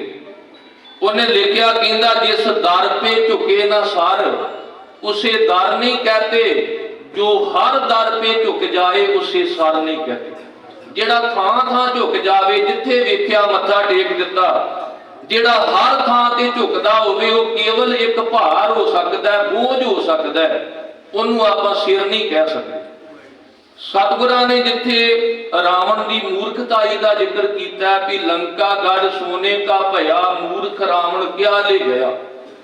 ਉੱਥੇ ਜੋ ਪ੍ਰਚਲਿਤ ਸੀ ਇਤਿਹਾਸ ਮਿਥਿਹਾਸ ਵਿੱਚੋਂ ਉਦਾਹਰਨਾਂ ਦੇ ਕੇ ਜਦੋਂ ਪ੍ਰੇਮ ਦੀ ਖੇਡ ਨੂੰ ਸਮਝਾਉਣਾ ਸੀ ਤੇ ਸਤਿਗੁਰਾਂ ਨੇ ਰਾਵਣ ਦਾ ਗੁਣ ਵੀ ਸਾਡੇ ਸਾਹਮਣੇ ਰੱਖਿਆ। ਸੰਮਨ ਜੋ ਇਸ ਪ੍ਰੇਮ ਕੀ ਦਮ ਕਿਉ ਹੋਤੀ ਸਾਟ, ਰਾਵਣ ਹੁੱਤੇ ਸੋ ਰੰਕਨ ਹੈ ਜਿਨ ਸਿਰ ਦੀਨੇ ਕਾਟ। ਤੇ ਕਿਸੇ ਕਵੀ ਨੇ ਲਿਖਿਆ, ਬਲਦੇ ਹੋਏ ਦੀਵੇ ਵੱਲ ਝਾਤ ਮਾਰੋ, ਕਿ ਜਿਵੇਂ ਜਿਵੇਂ ਦੀਵੇ ਵਿਚਲੀ ਵੱਟੀ ਆਪਣਾ ਸਿਰ ਕਟਵਾਈ ਜਾਂਦੀ ਹੈ ਤਿਵੇਂ ਤਿਵੇਂ ਰੋਸ਼ਨ ਹੋ ਕੇ ਪਹਿਲਾਂ ਨਾਲੋਂ ਵੀ ਘਣਾ ਚਾਨਣ ਸੰਸਾਰ ਨੂੰ ਦਿੰਦੀ ਹੈ। ਵੇਖਣ ਵਾਲਾ ਸਮਝਦਾ ਇਹਦਾ ਸਿਰ ਕੱਟਿਆ ਜਾ ਰਿਹਾ ਹੈ, ਪਰ ਉਸ ਕਵੀ ਨੇ ਲਿਖਿਆ, ਦੀਵੇ ਅੰਦਰ ਜਿਉਂ-ਜਿਉਂ ਵੱਟੀ ਸਿਰ ਆਪਣਾ ਕਟਵਾਏ ਤਿਉਂ-ਤਿਉਂ ਰੋਸ਼ਨ ਬਹੁਤੀ ਹੋਵੇ, ਚਾਨਣ ਘਣਾ ਵਧਾਏ। ਹੁਣ ਬਾਬਾ ਦੀਪ ਸਿੰਘ ਜੀ ਆਨੰਦਪੁਰ ਸਾਹਿਬ ਦੀ ਧਰਤੀ ਤੇ ਵੀ ਜਾਂਦੇ ਨੇ, ਉੱਥੇ ਰਹਿ ਕੇ ਸੇਵਾ ਵੀ ਕਰਦੇ ਨੇ, ਸਤਿਗੁਰੂ ਜੀ ਦੇ ਕੋਲੋਂ ਗੁਰਮਤਿ ਦੇ ਮੁੱਢਲੇ ਸਿਧਾਂਤ ਵੀ ਸਮਝਦੇ ਨੇ। ਕਿਉਂਕਿ ਗੁਰੂ ਘਰ ਦੇ ਵਿੱਚ ਜਿੱਥੇ ਮਾਲਕ ਦੀ ਬੰਦਗੀ, ਜਿੱਥੇ ਸ਼ੁਭ ਕਰਮਾਂ ਦਾ ਜ਼ਿਕਰ, ਉੱਥੇ ਨਾਲ ਦੀ ਨਾਲ ਗੁਰੂ ਤੇ ਪਰਮੇਸ਼ਰ ਦੀ ਕਿਰਪਾ ਦਾ ਵੀ ਜ਼ਿਕਰ ਕੀਤਾ ਗਿਆ ਕਿ ਜਿੱਥੇ ਮਾਲਕ ਦੀ ਕਿਰਪਾ ਹੋਵੇਗੀ ਉੱਥੇ ਸਾਡੀ ਘਾਲ ਕਮਾਈ ਜਿਹੜੀ ਹੈ ਉਹ ਥਾਂ ਪੈਣੀ। ਇਹੀ ਕਾਰਨ ਕਿ ਗੁਰੂ ਗ੍ਰੰਥ ਸਾਹਿਬ ਦੀ ਆਰੰਭਤਾ ਗੁਰ ਪ੍ਰਸਾਦ ਤੇ ਜਿੱਥੇ ਜਾ ਕੇ ਸੰਪੂਰਨਤਾ ਕਰਦੇ ਨੇ ਉੱਥੇ ਤਰਸ ਪਿਆ ਮਿਹਰਾਮਤ ਹੋਈ ਸਤਿਗੁਰ ਸੱਜਣ ਮਿਲਿਆ। ਤਰਸ ਪਿਆ, ਤਰਸ ਦਾ ਵੀ ਮਤਲਬ ਕਿਰਪਾ, ਮਿਹਰਾਮਤ ਦਾ ਮਤਲਬ ਵੀ ਕਿਰਪਾ। ਤੇ ਸਮੁੱਚੀ ਬਾਣੀ ਵਿੱਚ ਕਹਿ ਨਾਨਕ ਗੁਰ ਪ੍ਰਸਾਦੀ, ਜਿਨ੍ਹਾਂ ਲਿਵ ਲਾਗੀ ਤਿਨੀ ਵਿੱਚੇ ਮਾਇਆ ਪਾਇਆ। ਹਰ ਜੀਉ ਕਿਰਪਾ ਕਰੇ ਤਾਂ ਨਾਮ ਧਿਆਈਆ ਜੀਉ। ਸਤਿਗੁਰਾਂ ਨੇ ਸਾਨੂੰ ਪ੍ਰੇਰਨਾ ਕੀਤੀ, ਭਾਈ ਮਾਲਕ ਦੀ ਤੇ ਗੁਰੂ ਦੀ ਕਿਰਪਾ ਦੇ ਪਾਤਰ ਬਣੋ। ਤੇ ਜਿਹੜੇ ਫਿਰ ਗੁਰੂ ਦੀ ਕਿਰਪਾ ਦੇ, ਮਾਲਕ ਦੀ ਕਿਰਪਾ ਦੇ ਪਾਤਰ ਬਣ ਜਾਣ, ਉਹਨਾਂ ਦਾ ਜੀਵਨ ਕਿਹੋ ਜਿਹਾ ਹੁੰਦਾ ਹੈ। ਪਾਵਨ ਬਾਣੀ ਨੂੰ ਜਦੋਂ ਪੜ੍ਹੀਏ ਤੇ ਸਤਿਗੁਰੂ ਜੀ ਨੇ ਸਪਸ਼ਟ ਕੀਤਾ ਵੀ ਪਰਮਾਤਮਾ ਆਪਣੇ ਵਰਗਾ ਆਪ ਹੈ, ਉਹਦੇ ਵਰਗਾ ਹੋਰ ਕੋਈ ਨਹੀਂ। ਕਿਉਂਕਿ ਜੈਸਾ ਤੂੰ ਤੈਸਾ ਤੂੰ ਹੀ ਕਿਆ ਉਪਮਾ ਗੀਜੈ, ਗੁਣ ਇਹੋ ਹੋਰ ਨਾਹੀ ਕੋਏ, ਨਾ ਕੋ ਹੁਆ ਨਾ ਕੋ ਹੋਏ। ਤੇ ਜਦੋਂ ਸਤਿਗੁਰੂ ਬਾਰੇ ਪੁੱਛਿਆ ਤੇ ਦੱਸ ਦਿੱਤਾ ਕਿ ਸਤਿਗੁਰੂ ਸਾਖਸ਼ਾਤ ਪਰਮਾਤਮਾ ਦਾ ਰੂਪ ਨੇ। ਨਾਨਕ ਸੋਧੇ ਸਿਮਰਤ ਵੇਦ, ਪਾਰ ਬ੍ਰਹਮ ਗੁਰ ਨਾਹੀ ਭੇਦ। ਤੇ ਜਦੋਂ ਸਿੱਖ ਬਾਰੇ ਪੁੱਛੀਏ ਸਤਿਗੁਰੂ ਜੀ ਸਿੱਖ ਕੌਣ ਹੈ, ਤੇ ਸਾਹਿਬ ਜੀ ਨੇ ਉੱਤਰ ਦਿੱਤਾ, ਸਿੱਖ ਉਹ ਹੈ ਜਿਹਦੇ ਜੀਵਨ ਵਿੱਚੋਂ ਗੁਰੂ ਦੀ ਸਿੱਖਿਆ ਦੇ ਝਲਕਾਰੇ ਪੈਂਦੇ ਹੋਣ, ਜਿਹਦੇ ਜੀਵਨ ਵਿੱਚੋਂ ਗੁਰੂ ਦਾ ਉਪਦੇਸ਼, ਗੁਰੂ ਦੀ ਸਿੱਖਿਆ ਨਜ਼ਰ ਆਉਂਦੀ ਹੋਵੇ। ਭਾਵ ਜਿਹਦੇ ਜੀਵਨ ਵਿੱਚ ਉਹ ਕਰਮ ਹੋਣ ਜਿਹੜੇ ਗੁਰੂ ਦੇ ਅਨੁਸਾਰੀ ਹੋਣ, ਤੇ ਜਿਨ੍ਹਾਂ ਕਰਮਾਂ ਨੂੰ ਵੇਖ ਕੇ ਅਸੀਂ ਕਹਿ ਸਕੀਏ ਕਿ ਇਹ ਗੁਰੂ ਦਾ ਸਿੱਖ ਹੈ। ਸਤਿਗੁਰੂ ਸਾਹਿਬ ਜੀ ਨੇ ਪਰਮਾਤਮਾ ਨੂੰ, ਸਤਿਗੁਰੂ ਨੂੰ ਤੇ ਸਿੱਖ ਨੂੰ ਇੱਕੋ ਹੀ ਸੂਤਰ ਵਿੱਚ ਪਰੋਇਆ ਤੇ ਵਚਨ ਕਹੇ ਨੇ, ਆਤਮ ਰਸ ਜੇ ਜਾਣਹੀ ਸੋ ਹੈ ਖਾਲਸ ਦੇਵ, ਪ੍ਰਭ ਮੈਂ ਮੋਹ ਮੈਂ ਤਾਸ ਮੈਂ ਰੰਚਕ ਨਾਹੀ ਭੇਵ, ਜਾਂ ਮੈਂ ਰੰਚਨਾ ਮਿਥਿਆ ਭਾਖੀ, ਪਾਰ ਬ੍ਰਹਮ ਗੁਰੂ ਨਾਨਕ ਸਾਖੀ। ਸਾਹਿਬ ਨੇ ਪਾਰ ਬ੍ਰਹਮ ਪਰਮੇਸ਼ਰ ਤੇ ਗੁਰੂ ਨਾਨਕ ਸਾਹਿਬ ਜੀ ਨੂੰ ਸਾਖੀ ਮੰਨ ਕੇ ਕਿਹਾ ਕਿ ਮੇਰੇ ਵਿੱਚ, ਮੇਰੇ ਸਿੱਖ ਵਿੱਚ ਤੇ ਪ੍ਰਮਾਤਮਾ ਵਿੱਚ ਕੋਈ ਅੰਤਰ ਨਹੀਂ। ਕਿਉਂਕਿ ਗੁਰ ਸਿੱਖਾਂ ਅੰਦਰ ਸਤਿਗੁਰੂ ਵਰਤੈ, ਜੋ ਸਿੱਖਾਂ ਨੂੰ ਲੋਚੈ ਸੋ ਗੁਰੂ ਖੁਸ਼ੀ ਆਵੇ। ਸਿੱਖਾਂ ਦੇ ਅੰਦਰ ਸਤਿਗੁਰੂ ਦੀ ਵਿਚਾਰਧਾਰਾ ਜਿਹੜੀ ਹੈ ਪਨਪਦੀ ਹੈ। ਗੁਰਸਿੱਖਾਂ ਦੇ ਅੰਦਰ ਸਤਿਗੁਰੂ ਵਿਚਾਰਧਾਰਾ ਕਰਕੇ ਵਰਤਦੇ ਨੇ। ਜੋ ਸਤਿਗੁਰੂ ਦੀ ਵਿਚਾਰਧਾਰਾ ਹੈ ਉਹ ਸਿੱਖ ਦੀ ਵਿਚਾਰਧਾਰਾ ਹੈ, ਤੇ ਸਿੱਖ ਕਦੇ ਗੁਰੂ ਦੀ ਵਿਚਾਰਧਾਰਾ ਤੋਂ ਬਾਹਰ ਨਹੀਂ ਜਾਂਦਾ। ਤੇ ਜਿਹੜਾ ਗੁਰੂ ਦੀ ਵਿਚਾਰਧਾਰਾ ਤੋਂ ਬਾਹਰ ਚਲਿਆ ਜਾਵੇ ਉਹਨੂੰ ਆਪਾਂ ਸਿੱਖ ਨਹੀਂ ਕਹਿ ਸਕਦੇ। ਇਸ ਕਰਕੇ ਬਾਬਾ ਦੀਪ ਸਿੰਘ ਜੀ ਦੀ ਜਿਹੜੀ ਸ਼ਖਸੀਅਤ ਸੀ ਉਹਦੇ ਵਿੱਚ ਸਤਿਗੁਰੂ ਜੀ ਦੀ ਜਿਹੜੀ ਸਿੱਖਿਆ ਤੇ ਦੀਖਿਆ, ਇਹ ਦੋਵੇਂ ਗੁਣ ਨਜ਼ਰ ਆਉਂਦੇ ਸਨ। ਹੁਣ ਸਿੱਖਿਆ ਦਾ ਮਤਲਬ ਹੈ ਬਾਣੀ ਦਾ ਉਪਦੇਸ਼, ਤੇ ਸਾਡੇ ਤੁਹਾਡੇ ਵਿੱਚੋਂ ਬਹੁਤ ਸਾਰੇ ਬਾਣੀ ਦਾ ਪਾਠ ਕਰਨ ਵਾਲੇ, ਕੀਰਤਨ ਕਰਨ ਵਾਲੇ, ਵਾਹਿਗੁਰੂ ਜਪਣ ਵਾਲੇ ਹੋਣਗੇ, ਪਰ ਉਹ ਅੰਮ੍ਰਿਤ ਛਕਣ ਲਈ ਤਿਆਰ ਨਹੀਂ। ਤੇ ਕੁਝ ਐਸੇ ਹੋਣਗੇ ਜਿਨ੍ਹਾਂ ਨੇ ਅੰਮ੍ਰਿਤ ਛਕਿਆ ਹੋਵੇਗਾ ਪਰ ਕਦੇ ਉਹਨਾਂ ਨੇ ਬਾਣੀ ਨੂੰ ਪੜ੍ਹਿਆ ਨਹੀਂ, ਵਿਚਾਰਿਆ ਨਹੀਂ। ਇਹ ਦੋਵੇਂ ਨੁਕਤੇ ਜਿਹੜੇ ਨੇ ਸਿੱਖਿਆ ਤੇ ਦੀਖਿਆ, ਇਹ ਸਿੱਖ ਦੇ ਜੀਵਨ ਵਿੱਚ ਹੋਣੇ ਲਾਜ਼ਮੀ ਨੇ। ਬਾਬਾ ਦੀਪ ਸਿੰਘ ਜੀ ਨੇ ਜਿੱਥੇ ਅਨੰਦਪੁਰ ਸਾਹਿਬ ਦੀ ਧਰਤੀ ਤੇ ਗੁਰੂ ਕਲਗੀਧਰ ਪਾਤਸ਼ਾਹ ਦੀ ਹਜ਼ੂਰੀ ਵਿੱਚ ਪੰਜ ਪਿਆਰੇ ਸਾਹਿਬਾਨ ਤੋਂ ਅੰਮ੍ਰਿਤਪਾਨ ਕੀਤਾ, ਉੱਥੇ ਨਾਲ ਦੀ ਨਾਲ ਇਸ ਦੀਖਿਆ ਤੋਂ ਬਾਅਦ ਗੁਰੂ ਦੀ ਜਿਹੜੀ ਸਿੱਖਿਆ ਸੀ, ਬਾਣੀ ਦਾ ਉਪਦੇਸ਼, ਉਹਨੂੰ ਵੀ ਆਪਣੀ ਜ਼ਿੰਦਗੀ ਵਿੱਚ ਧਾਰਨ ਕੀਤਾ। ਤੇ ਭਾਈ ਗੁਰਦਾਸ ਜੀ ਕਹਿੰਦੇ ਨੇ, ਐਸਾ ਗੁਰਸਿੱਖ ਸਤਿਗੁਰ ਚਰਨ ਸ਼ਰਨ ਚੱਲ ਜਾਏ ਸਿੱਖ, ਤਾਂ ਚਰਨ ਸ਼ਰਨ ਜਗਤ ਚੱਲ ਆਵੇ।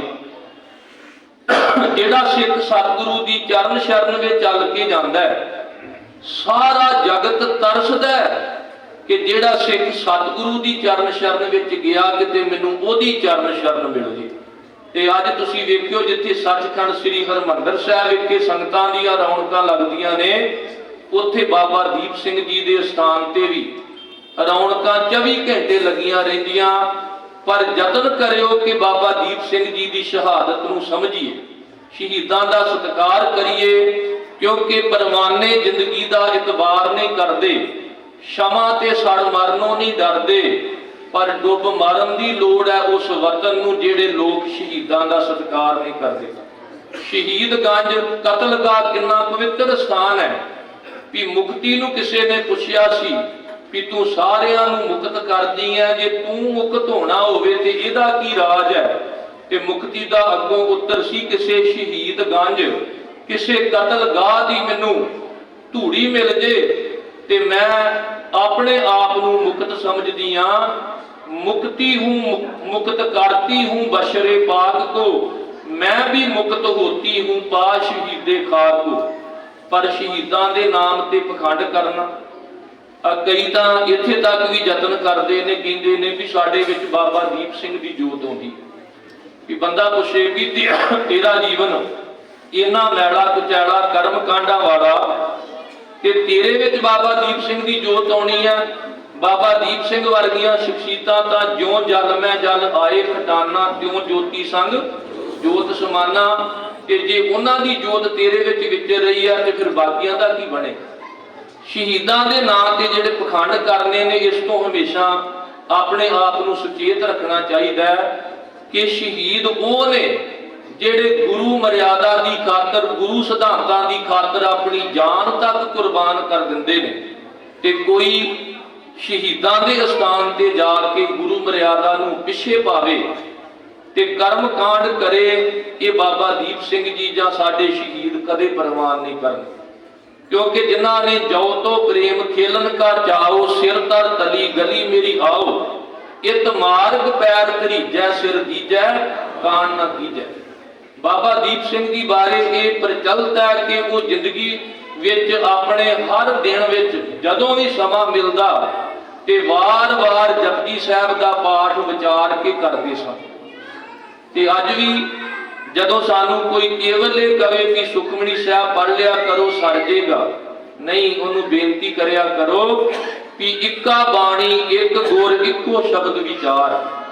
असी जपजी साहब तो शुरू करांगे ते जदों चित करेगा कदे 12 माह पढ़ांगे, कदे सुखमनी साहब पढ़ांगे, कदे सिद्ध गोष्ठ पढ़ांगे, कदे असी रामकली दखनी उस राग विचों ओंकार बाणी पढ़ांगे, कदे सहस्कृत के श्लोक पढ़ांगे, कदे गुरु तेग बहादुर साहब जी के श्लोक, कदे भगत बाणी पढ़ांगे।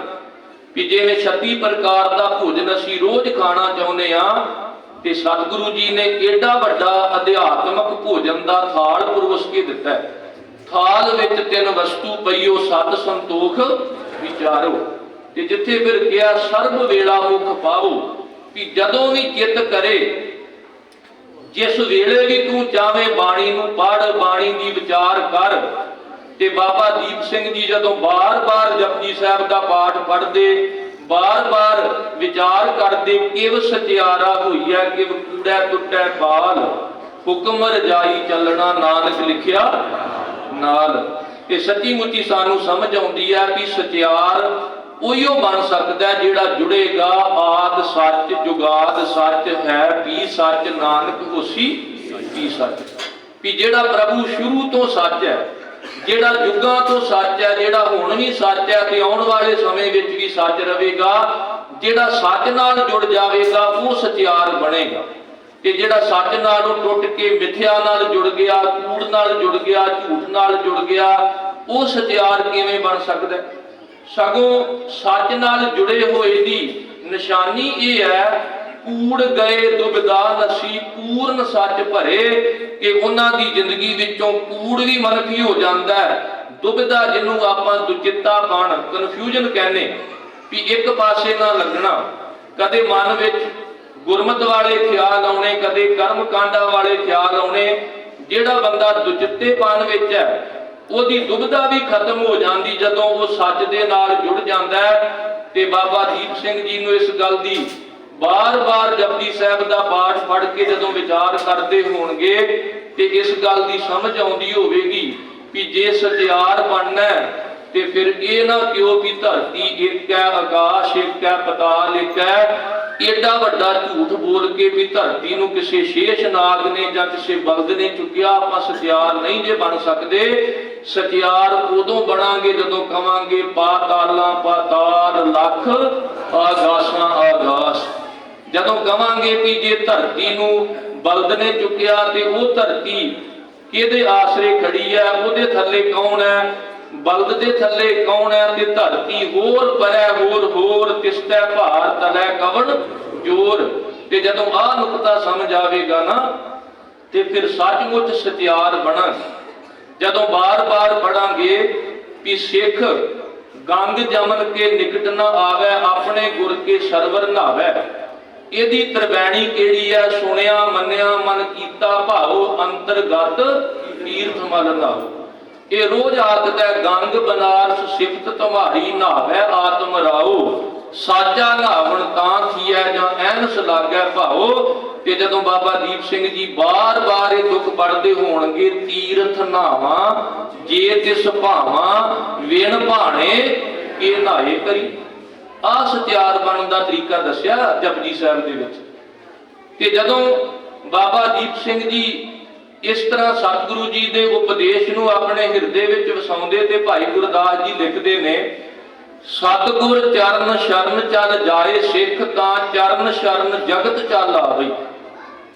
ਸਤਿਗੁਰ ਕੀ ਆਗਿਆ ਸਤ ਸਤ ਕਰ ਮਾਨੈ ਸਿੱਖ, ਆਗਿਆ ਤਾਹੇ ਸਕਲ ਸੰਸਾਰੈ ਹਧਾਵੀ। ਹੁਣੇ ਢਾਡੀ ਜਥਾ ਜ਼ਿਕਰ ਕਰਕੇ ਗਿਆ ਨਾ ਕਿ ਜਦੋਂ ਸੱਚਖੰਡ ਸ੍ਰੀ ਹਰਿਮੰਦਰ ਸਾਹਿਬ ਦੀ ਬੇਅਦਬੀ ਅਹਿਮਦ ਸ਼ਾਹ ਅਬਦਾਲੀ ਵੱਲੋਂ ਭੇਜੇ ਹੋਏ ਤਮੂਰ ਸ਼ਾਹ, ਜਹਾਨ ਖਾਨ, ਜਮਾਲ ਖਾਨ, ਉਹਦੇ ਜਿਹੜੇ ਉਮਰਾਵ ਵਜ਼ੀਰ ਜਾਂ ਸਿਪਰ ਸਲਾਰ ਸਨ, ਉਹ ਕਰ ਰਹੇ ਸਨ।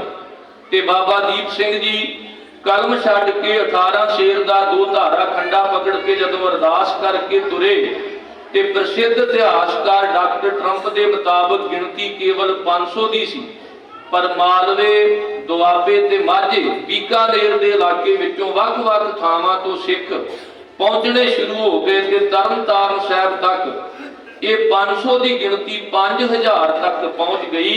ਤੇ ਜਦੋਂ ਬਾਬਾ ਦੀਪ ਸਿੰਘ ਨੇ ਲਕੀਰ ਖਿੱਚੀ ਸੀ, ਆਗਿਆ ਕੀਤੀ ਸੀ, ਇੱਕ ਆਪਸ਼ਨ ਦਿੱਤਾ ਸੀ ਕਿ ਜਿਨ੍ਹਾਂ ਨੂੰ ਘਰ ਪਿਆਰਾ ਲੀਕ ਨਾ ਟੱਪਿਓ, ਘਰਾਂ ਨੂੰ ਮੁੜ ਜਾਓ, ਵਾਪਸ ਚਲੇ ਜਾਓ। ਤੇ ਜਿਨ੍ਹਾਂ ਨੇ ਲਕੀਰ ਟੱਪਣੀ ਹੈ ਉਹ ਸਮਝ ਲਵੋ ਵੀ ਫਿਰ ਸ਼ਹੀਦੀਆਂ ਹੋਣੀਆਂ ਨੇ।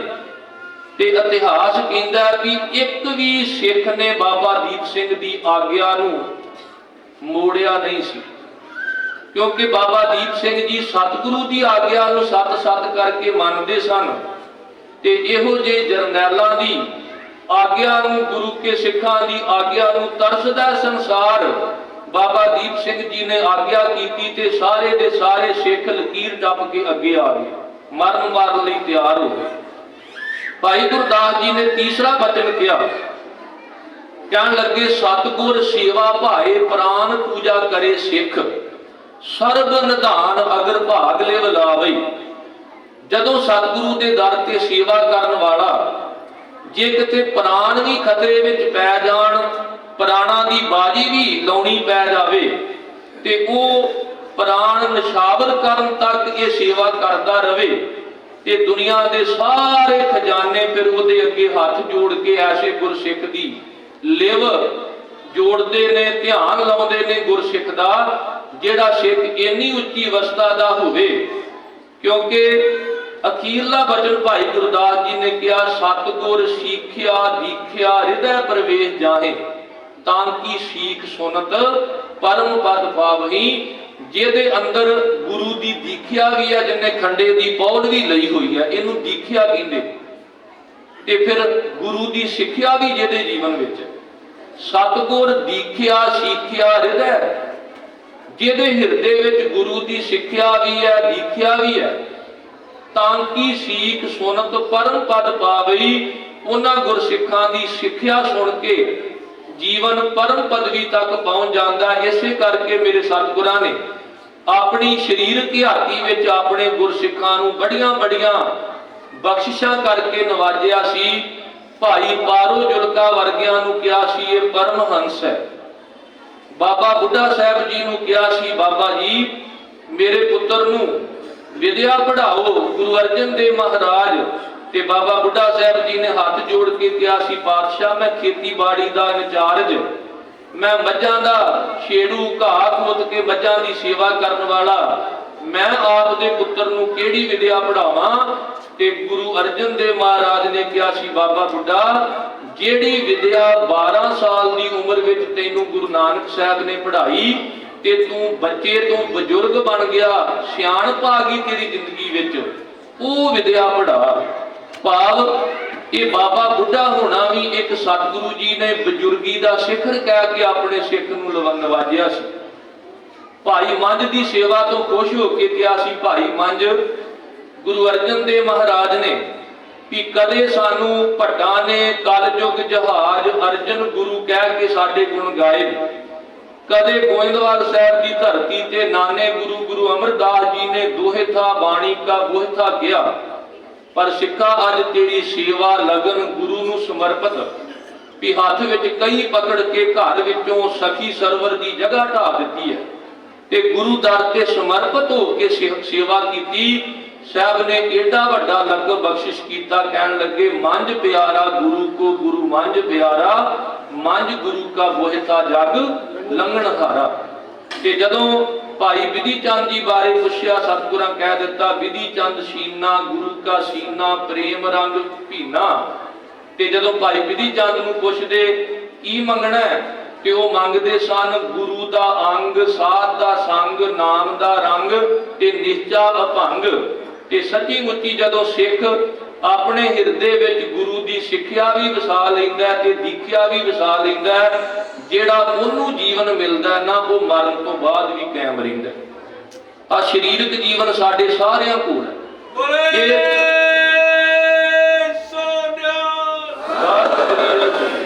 ਸਰੀਰਕ ਜੀਵਨ ਸਾਡੇ ਸਾਰਿਆਂ ਕੋਲ ਹੈ। ਅਕਾਲ ਪੁਰਖ ਵਾਹਿਗੁਰੂ ਨੇ ਦਿੱਤਾ ਤੇ ਮਾਤਾ ਪਿਤਾ ਰਾਹੀਂ ਮਿਲਿਆ, ਪਰ ਜੀਵਨ ਉਹਨਾਂ ਦਾ ਧੰਤਾ ਯੋਗ ਹੈ ਜਿਨ੍ਹਾਂ ਨੇ ਸਰੀਰਕ ਜੀਵਨ ਤੋਂ ਬਾਅਦ ਗੁਰੂ ਦੀ ਸ਼ਰਨ ਪੈ ਕੇ ਆਤਮਿਕ ਜੀਵਨ ਪ੍ਰਾਪਤ ਕੀਤਾ। ਅੱਜ ਜਦੋਂ ਅਸੀਸ ਦੀ ਗੱਲ ਆਉਂਦੀ ਹੈ ਨਾ, ਅੱਜ ਬਾਬਾ ਦੀਪ ਸਿੰਘ ਜੀ ਦਾ ਜਨਮ ਦਿਹਾੜਾ ਹੈ। ਪੂਤਾ ਮਾਤਾ ਕੀ ਅਸੀਸ ਨਿਮਖ ਨਾ ਵਿਸਰੋ ਤੁਮਕੋ, ਹਰ ਹਰ ਸਦਾ ਭਜੋ ਜਗਦੀਸ਼। ਦੁਨਿਆਵੀ ਮਾਂ ਅਸੀਸ ਦਵੇਗੀ ਤੂੰ ਲੰਮੀਆਂ ਉਮਰਾਂ ਮਾਣੇ, ਤੂੰ ਸਰੀਰ ਕਰਕੇ ਜਿਉਂਦਾ ਰਵੇਂ। ਪਰ ਕਦੇ ਅਰਦਾਸ, ਕਦੇ ਇਹ ਅਸੀਸ ਪੂਰੀ ਹੁੰਦੀ ਹੈ? ਜਦੋਂ ਮਾਲਕ ਦਾ ਸੱਦਾ ਆਇਆ, ਜਿੰਨੀਆਂ ਮਰਜ਼ੀ ਅਸੀਸਾਂ ਦੇ ਲਵੋ, ਬੰਦੇ ਨੇ ਸਰੀਰ ਛੱਡ ਕੇ ਦੁਨੀਆ ਤੋਂ ਤੁਰ ਜਾਣਾ। ਇਸੇ ਕਰਕੇ ਗੁਰੂ ਕੋਲ ਆਵਾਂਗੇ ਤੇ ਗੁਰੂ ਨੇ ਕਦੇ ਇਹ ਅਸੀਸ ਨਹੀਂ ਦੇਣੀ ਵੀ ਤੂੰ ਸਰੀਰ ਕਰਕੇ ਜਿਉਂਦਾ ਰਵੇਂ। ਗੁਰੂ ਤਾਂ ਪਹਿਲਾਂ ਮਨਾਉਂਦਾ ਕਿ ਇਸ ਦਰ ਤੇ ਆ ਕੇ ਪਹਿਲਾਂ ਕਬੂਲ ਕਰ ਵੀ ਤੇਰਾ ਜਨਮ ਹੈ ਤੇ ਜਨਮ ਤੋਂ ਬਾਅਦ ਮੌਤ ਅਵਸ਼ ਹੈ। ਇਹੀ ਗੱਲ ਕਿ ਬਾਣੀ ਵਿੱਚ ਵਚਨ ਆਏ ਨੇ, ਪਹਿਲਾਂ ਮਰਨ ਕਬੂਲ ਜੀਵਨ ਕੀ ਛੱਡ ਆਸ। ਤੇ ਤੁਸੀਂ ਸਤਿਕਾਰਯੋਗ ਸੰਤ ਗਿਆਨੀ ਜਰਨੈਲ ਸਿੰਘ ਜੀ ਭਿੰਡਰਾਂ ਵਾਲੇ, ਉਹਨਾਂ ਦੀ ਮਹਿਮਾ ਸੁਣ ਰਹੇ ਸੀ। ਉਹ ਵੀ ਕਿਹਾ ਕਰਦੇ ਸਨ ਕਿ ਮੈਂ ਫਿਜ਼ੀਕਲ ਡੈਥ ਨਹੀਂ ਮੰਨਦਾ, ਜ਼ਮੀਰ ਦਾ ਮਰ ਜਾਣਾ ਹੀ ਅਸਲ ਦੇ ਵਿੱਚ ਮੌਤ ਹੈ। ਸਰੀਰ ਕਈ ਵਾਰ ਬਣਿਆ ਤੇ ਕਈ ਵਾਰ ਵਿੰਸਿਆ, ਇਹਦਾ ਧਰਮ ਹੀ ਇਹ ਹੈ। ਇਸ ਕਰਕੇ ਸਤਿਗੁਰੂ ਜਦੋਂ ਅਸੀਸ ਦੇਣਗੇ ਤੇ ਸਤਿਗੁਰੂ ਇਹ ਨਹੀਂ ਅਸੀਸ ਦੇਣਗੇ ਵੀ ਤੂੰ ਸਰੀਰ ਕਰਕੇ ਜਿਉਂਦਾ ਰਹੋ। ਸਤਿਗੁਰੂ ਅਸੀਸ ਦੇਣਗੇ ਤੂੰ ਮਰ ਕੇ ਵੀ ਨਾ ਮਰੇ, ਜੀਵਤ ਰਹੋ, ਵੀ ਤੂੰ ਗੁਰੂ ਅੱਗੇ ਆਪਣਾ ਆਪ ਸਮਰਪਿਤ ਕਰ। ਸ਼ਬਦ ਮਰੋ ਫਿਰ ਜੀਵੋ ਸਦਹੀ। ਆ ਜਿਹੜਾ ਮਾਂ ਨੇ ਜਨਮ ਦਿੱਤਾ ਹੈ ਨਾ, ਮਾਂ ਦੇ ਜਨਮ ਦੇਣ ਤੋਂ ਬਾਅਦ ਸਾਡੀ ਮੌਤ ਹੋਣੀ ਹੈ, ਪਰ ਜਦੋਂ ਗੁਰੂ ਦੇ ਸ਼ਬਦ ਵਿੱਚੋਂ ਸਿੱਖ ਰੂਪ ਦੇ ਵਿੱਚ ਜਨਮ ਹੋਵੇਗਾ ਨਾ, ਉਹ ਜਨਮ ਜਿਹੜਾ ਨਾ ਅਬ ਮੋਏ ਜੀਵਨ ਪਦਵੀ ਪਾਈ, ਉਹ ਮਰਨ ਤੋਂ ਬਾਅਦ ਵੀ ਕਾਇਮ ਰਹਿੰਦਾ, ਉਹ ਮਰਨ ਤੋਂ ਬਾਅਦ ਵੀ ਨਹੀਂ ਜੇ ਵਿਨਸਦਾ। ਇਸ ਕਰਕੇ ਜਿਹੜੀ ਅਮਰ ਅਟਲ ਪਦਵੀ ਹੈ ਕਿ ਕਿਸੇ ਆਦਰਸ਼ ਦੀ ਖਾਤਰ ਆਪਣਾ ਆਪ ਕੁਰਬਾਨ ਕਰ ਦੇਣਾ, ਇਹ ਵੀ ਬਾਬਾ ਦੀਪ ਸਿੰਘ ਜੀ ਦੇ ਹਿੱਸੇ ਵਿੱਚ ਆਇਆ। ਜਿੱਥੇ ਗੁਰੂ ਕਲਗੀਧਰ ਪਾਤਸ਼ਾਹ ਦੀ ਸੇਵਾ ਵਿੱਚ 1706 ਨੂੰ ਬਾਬਾ ਦੀਪ ਸਿੰਘ ਜੀ ਤਲਵੰਡੀ ਸਾਬੋ ਦਮਦਮਾ ਸਾਹਿਬ ਦੀ ਧਰਤੀ ਤੇ ਹਾਜ਼ਰ ਹੋਏ ਤੇ 23 ਸਾਲ ਦੀ ਉਸ ਵੇਲੇ ਉਮਰ ਸੀ। 1682 ਦਾ ਜਨਮ ਹੈ ਤੇ 1706 ਨੂੰ 23 ਸਾਲ ਦੀ ਉਮਰ ਬਣਦੀ ਹੈ। ਚੜ੍ਹਦੀ ਜਵਾਨੀ, ਜੰਗ ਬਲੱਡ ਤੇ ਸਤਿਗੁਰਾਂ ਹੁਕਮ ਕੀਤਾ ਕਿ ਜੇ ਗੁਰੂ ਅੱਗੇ ਸਿਰ ਅਰਪਣ ਕੀਤਾ ਹੈ ਨਾ, ਤੇ ਫਿਰ ਇਹ ਜ਼ਰੂਰੀ ਨਹੀਂ ਕਿ ਡੌਲੇ ਫਰਕਦੇ ਨੇ ਤੇ ਆਪਾਂ ਸ਼ਸਤਰੀ ਚੁੱਕਣੇ ਨੇ, ਕਲਮ ਫੜ, ਆ ਬਾਣੀ ਦੀਆਂ ਪੋਥੀਆਂ ਲਿਖ, ਬਾਣੀ ਦਾ ਪ੍ਰਚਾਰ ਕਰ, ਇਹ ਸ਼ਹਾਦਤ ਨਾਲੋਂ ਵੀ ਵੱਡੀ ਜ਼ਿੰਮੇਵਾਰੀ। ਤੇ ਬਾਬਾ ਦੀਪ ਸਿੰਘ ਜੀ ਜਦੋਂ ਚੜ੍ਹਦੀ ਜਵਾਨੀ, ਜੰਗ ਬਲੱਡ, 23 ਸਾਲ ਦੀ ਉਮਰ, ਉਦੋਂ ਕਲਮ ਪਕੜਾ ਦਿੱਤੀ। ਧਨ ਕਾਗਦ ਕਲਮ ਧਨ, ਧਨ ਭਾਂਡਾ ਧਨ ਵਸ, ਧਨ ਲਿਖਾਰੀ ਨਾਨਕਾ ਜਿਨ ਨਾਮ ਲਿਖਾਇਆ ਸੱਚ। ਕਿਉਂਕਿ ਭਾਈ ਗੁਰਦਾਸ ਜੀ ਲਿਖਦੇ ਨੇ, ਤੈਸੇ ਗੁਰਬਾਣੀ ਲਿਖ ਪੋਥੀ ਬਾਂਧ ਰਾਖੀਅਤ, ਮਿਲ ਗੁਰ ਸਿੱਖ ਪਰ ਸੁਣ ਲਿਵ ਲਾਈਏ। ਪੁਰਾਤਨ ਸਮੇਂ ਬਾਣੀ ਦੀਆਂ ਪੋਥੀਆਂ ਲਿਖ ਕੇ ਘਰ ਵਿੱਚ ਸਤਿਕਾਰ ਸਹਿਤ ਰੱਖੀਆਂ ਜਾਂਦੀਆਂ। ਜਦੋਂ ਵੀ ਇੱਕ ਗੁਰਸਿੱਖ ਦੂਸਰੇ ਗੁਰਸਿੱਖ ਦੇ ਘਰ ਜਾਂਦਾ, ਪੋਥੀ ਸਹਿਬ ਪ੍ਰਕਾਸ਼ ਹੁੰਦੀ, ਇੱਕ ਸਿੱਖ ਬਾਣੀ ਪੜ੍ਹਦਾ, ਦੂਜਾ ਸੁਣਦਾ। ਇਵੇਂ ਪੜ੍ਹ ਸੁਣ ਕੇ ਵਿਚਾਰ ਕੇ ਪਰਮੇਸ਼ਰ ਦੇ ਨਾਲ ਲਿਵ ਜੋੜੀ ਜਾਂਦੀ ਤੇ ਕਿਹਾ ਜਾਂਦਾ ਬੜੀ ਵੱਡੀ ਮਹਿਮਾਨ ਨਵਾਜੀ ਹੋਈ ਹੈ। ਬਾਬਾ ਦੀਪ ਸਿੰਘ ਜੀ ਨੂੰ ਇਹ ਸੇਵਾ ਦਿੱਤੀ ਜਦੋਂ 23 ਸਾਲ ਚੜ੍ਹਦੀ ਜਵਾਨੀ, ਜੰਗ ਬਲੱਡ। ਤੇ ਜਦੋਂ ਬਾਬਾ ਬੰਦਾ ਸਿੰਘ ਬਹਾਦਰ ਨੂੰ ਸਤਿਗੁਰਾਂ ਕਾਪੜਾ ਦੇ ਕੇ ਭੇਜਿਆ, ਨਾਲ ਹੁਕਮਨਾਮਾ ਦਿੱਤਾ ਕਿ ਇਸ ਹੁਕਮਨਾਮੇ ਦੀ ਵਿਆਖਿਆ ਕਰਦੇ ਚਿੱਠੀ ਪੱਤਰ ਤੁਸੀਂ ਸਿੱਖ ਜਰਨੈਲਾਂ ਦੇ ਨਾਮ ਜਾਰੀ ਕਰਨੇ ਨੇ। ਜਦੋਂ ਬਾਬਾ ਦੀਪ ਸਿੰਘ ਜੀ ਨੂੰ ਮਿਲਦਾ ਹੈ ਤੇ ਬਾਬਾ ਬੰਦਾ ਸਿੰਘ ਬਹਾਦਰ ਵੱਲੋਂ ਜਦੋਂ ਸਰਹੰਦ ਫਤਿਹ ਕੀਤੀ ਜਾਂਦੀ ਹੈ, ਇਸ ਧਰਮ ਯੁੱਧ ਦੇ ਵਿੱਚ ਵੀ ਬਾਬਾ ਦੀਪ ਸਿੰਘ ਜੀ ਆਪਣੇ ਜਥੇ ਸਮੇਤ ਜਾ ਕੇ ਸ਼ਾਮਲ ਹੋਏ ਸਨ। ਜਦੋਂ ਸਿੱਖ ਪੰਥ ਦੇ 12 ਜਥੇ 12 ਮਿਸਲਾਂ ਬਣੀਆਂ ਤੇ ਉਹਨਾਂ ਦਾ ਇੱਕੋ ਹੀ ਨਾਰਾ ਹੁੰਦਾ ਸੀ ਕਿ ਮਿਸਲ ਵੰਡ ਅਬ ਕਬੂ ਨਾ ਪਾਵੋ, ਲੜ ਤੁਰ ਤੁਰ ਖੜ ਪੰਥ ਬਚਾਓ। ਕਿ ਜਥੇ ਵੱਖੋ ਵੱਖਰੇ ਹੋਣ, 12 ਦੇ 24 ਬਣ ਜਾਣ, ਕੋਈ ਗੱਲ ਨਹੀਂ, ਪਰ ਜਦੋਂ ਪੰਥ ਦੀ ਗੱਲ ਆਵੇ ਉਦੋਂ ਤੁਰ ਤੁਰ ਲੜੋ ਤੇ ਲੜ ਲੜ ਤੁਰੋ। ਉਦੋਂ ਵੱਡੀਆਂ ਖਤਮ ਕਰਕੇ ਤੁਰ ਲੜ, ਲੜ ਤੁਰ, ਤੁਰ ਖੜ ਪੰਥ ਬਚਾਵੋ। ਉਦੋਂ ਇੱਕੋ ਹੀ ਹੋਣਾ ਚਾਹੀਦਾ ਹੈ ਕਿ ਆਪੋ ਆਪਣੇ ਮਤ ਭੇਦ ਮਿਟਾ ਕੇ ਕੇਵਲ ਪੰਥ ਦੇ ਭਲੇ ਵਾਸਤੇ ਕੋਈ ਉਪਰਾਲਾ ਕੀਤਾ ਜਾਵੇ। ਤੇ 12 ਮਿਸਲਾਂ ਦੇ ਵਿੱਚੋਂ ਬਾਬਾ ਦੀਪ ਸਿੰਘ ਜੀ ਸ਼ਹੀਦ ਮਿਸਲ ਦੇ ਮੁਖੀ ਸਨ। ਇਹੀ ਕਾਰਨ ਕਿ ਉਹਨਾਂ ਦੇ ਸ਼ਹੀਦ ਹੋਣ ਤੋਂ ਪਹਿਲਾਂ ਉਹਨਾਂ ਦੇ ਨਾਲ ਸ਼ਹੀਦ ਲਕਬ ਜੁੜ ਚੁੱਕਾ ਸੀ। ਜਿਵੇਂ ਬੱਚੇ ਕਹਿ ਕੇ ਗਏ ਨੇ ਸਾਡੇ ਬੰਦੀ ਸਿੰਘ ਜਿਉਂਦੇ ਸ਼ਹੀਦ ਨੇ, ਬਾਬਾ ਦੀਪ ਸਿੰਘ ਜੀ ਨੂੰ ਸ਼ਹੀਦ ਹੋਣ ਤੋਂ ਪਹਿਲਾਂ ਸ਼ਹੀਦ ਮਿਸਲ ਦੇ ਮੁਖੀ ਹੋਣ ਕਰਕੇ ਉਹਨਾਂ ਦੇ ਨਾਲ ਸ਼ਹੀਦ ਲਕਬ ਜਿਹੜਾ ਸੀ ਉਹ ਜੁੜ ਚੁੱਕਾ ਸੀ। ਅਨੇਕਾਂ ਧਰਮ ਯੁੱਧਾਂ ਦੇ ਵਿੱਚ ਜਾ ਕੇ ਬਾਬਾ ਦੀਪ ਸਿੰਘ ਹੋਣਾ ਨੇ ਆਪਣਾ ਯੋਗਦਾਨ ਪਾਇਆ। ਕਿਉਂਕਿ ਗੁਰੂ ਕਲਗੀਧਰ ਪਾਤਸ਼ਾਹ ਅਕਸਰ ਕਿਹਾ ਕਰਦੇ ਸਨ, ਯੁੱਧ ਜਿੱਤੇ ਇਨਹੀ ਕੇ ਪ੍ਰਸਾਦ, इन्हीं के प्रसाद सुदान करे अग औग डरे, इन्हीं के प्रसाद, इन्हीं के प्रसाद पुन धाम भरे, इन्हीं के प्रसाद सुविद्या लई, इन्हीं की कृपा सब शतर मरे, इन्हीं की कृपा के सजे हम हैं नहीं मोसे गरीब करोड़ परे। रण देख सूरे चित उलास। ते जदों ये पता लगा कि अहमद शाह अब्दाली जिन्हें पहला कीते हुए हमलियां दे दौरान केवल पंजाब तक रहना कीता, पर अपने चौथे हमले दे समय वो दिल्ली तक पहुंचा। दिल्ली दी इज्जत आबरू धन दौलत नौजवानी नूं बंधना विच बन के अपने देश वापस जा रहा सी। ते जदों ये पुकार, जदों ये गुहार सिख जरनैलां तक पहुंची ते बाबा दीप सिंह वर्गे जरनैलां ने, इन्हां दे जथियां ने अहमद शाह अब्दाली दीआं फौजां दा मुकाबला करके हिंदुस्तान दीआं बहु बेटियां नूं आजाद करवाया सी।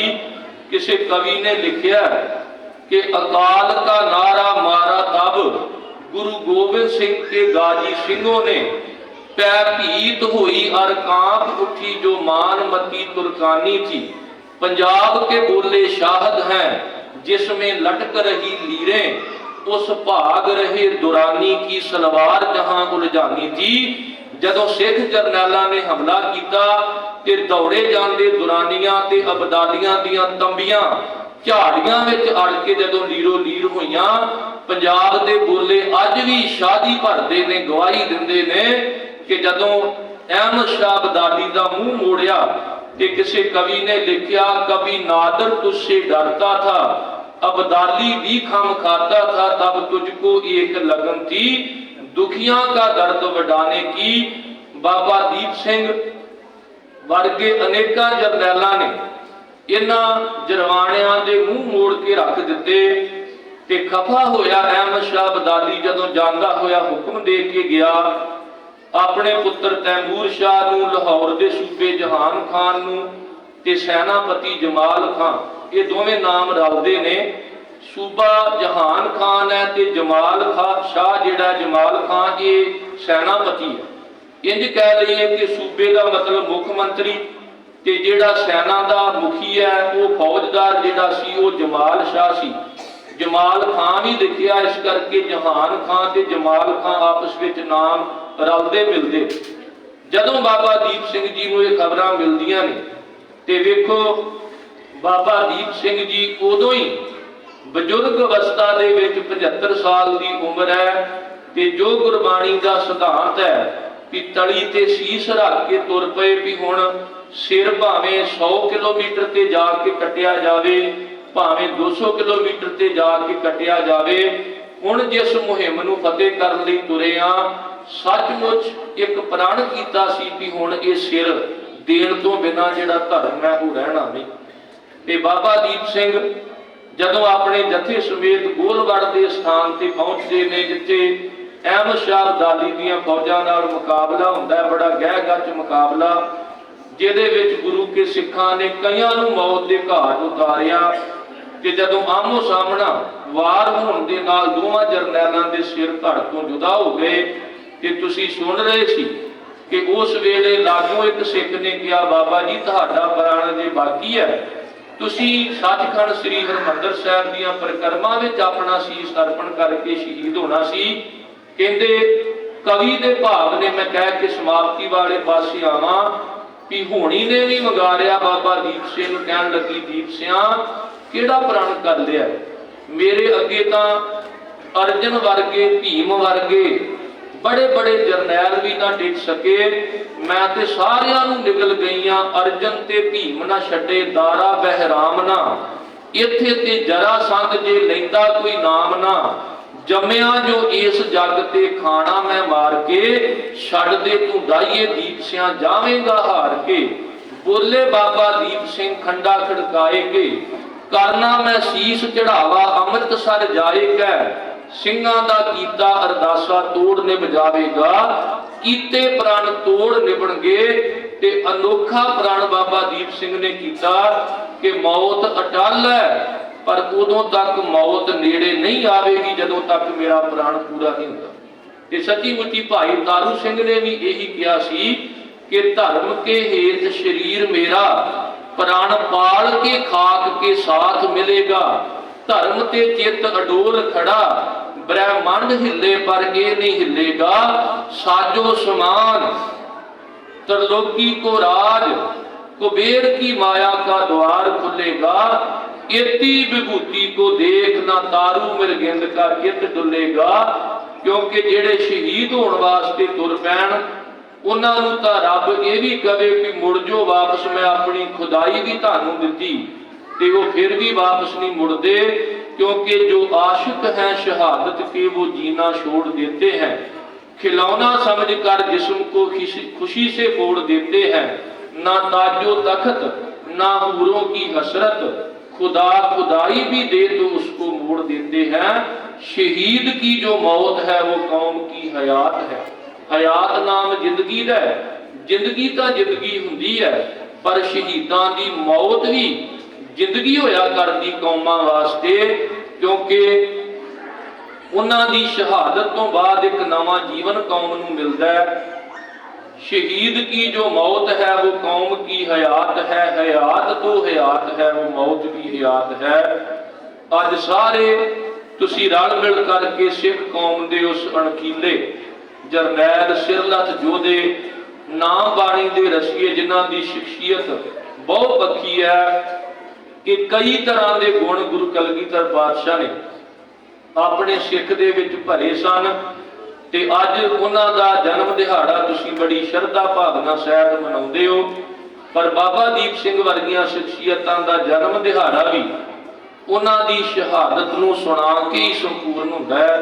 ਕਿਉਂਕਿ ਜਦੋਂ ਉਹਨਾਂ ਦੇ ਪਰਉਪਕਾਰ ਸੰਸਾਰ ਦੇ ਸਾਹਮਣੇ ਆਉਂਦੇ ਨੇ ਤੇ ਸੱਚਮੁੱਚ ਜਿਵੇਂ ਕਿਸੇ ਦਰਖਤ ਦਾ ਉਹਦੀਆਂ ਜੜ੍ਹਾਂ ਤੋਂ ਤੇ ਉਹਨੂੰ ਲੱਗੇ ਹੋਏ ਫਲ ਤੋਂ ਪਤਾ ਲੱਗਦਾ ਹੈ, ਇਸੇ ਤਰ੍ਹਾਂ ਗੁਰੂ ਜੋਤ ਦਾ ਇਹ ਇਤਿਹਾਸ ਕਿ ਕਰੂੰਬਣਾ ਭਾਵੇਂ ਉੱਪਰ ਛੋਟੀਆਂ ਸਨ, ਪਰ ਜੜ੍ਹਾਂ ਥੱਲੇ ਗੁਰੂ ਨਾਨਕ ਸਾਹਿਬ ਨੇ ਨਾਨਕ ਰਾਜ ਚਲਾਇਆ।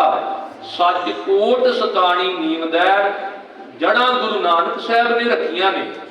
ਤੇ ਜਦੋਂ ਇਸ ਦਰਖਤ ਨੂੰ ਫਲ ਵੇਖਿਆ ਤੇ ਸੱਚੀ ਮੁੱਚੀ ਜਿਹੜੇ ਮਰਜੀਵੜੇ ਗੁਰਸਿੱਖ ਤਿਆਰ ਹੋਏ, ਇਹ ਗੁਰੂ ਜੋਤ ਦੇ ਉਸ ਦਰਖਤ ਨੂੰ ਲੱਗੇ ਹੋਏ ਫਲ ਨੇ, ਜਿਨ੍ਹਾਂ ਵਿੱਚੋਂ ਬਾਬਾ ਦੀਪ ਸਿੰਘ ਵਰਗੀ ਸ਼ਖਸੀਅਤ ਜਿਨ੍ਹਾਂ ਦੇ ਜੀਵਨ ਵਿੱਚੋਂ ਸੱਚਮੁੱਚ ਇਹ ਦਿਖਾਈ ਦਿੰਦਾ ਹੈ ਕਿ ਸਤਿਗੁਰੂ ਦੀ ਵਿਚਾਰਧਾਰਾ ਬਾਬਾ ਦੀਪ ਸਿੰਘ ਜੀ ਦੇ ਅੰਦਰ ਪਨਪਦੀ ਸੀ। ਸਤਿਗੁਰੂ ਜੀ ਕਿਰਪਾ ਕਰਨ ਸਾਰੀਆਂ ਸੰਗਤਾਂ ਨੂੰ ਬਾਬਾ ਦੀਪ ਸਿੰਘ ਜੀ ਦੇ ਜਨਮ ਦਿਹਾੜੇ ਦੀਆਂ ਬਹੁਤ ਬਹੁਤ ਵਧਾਈਆਂ।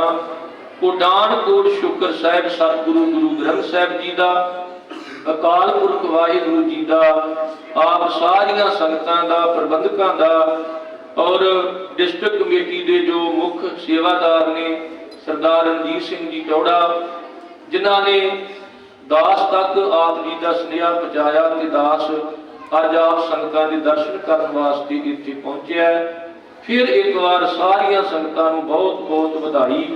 ਹੋਈਆਂ ਭੁੱਲਾਂ ਤੋਂ ਆਪ ਜੀ ਨੇ ਖਿਮਾ ਕਰ ਦੇਣਾ। अगला प्रोग्राम आप जी श्रवण करो। बुलाओ फतेह सारे आखो जी। वाहिगुरू जी का खालसा वाहिगुरू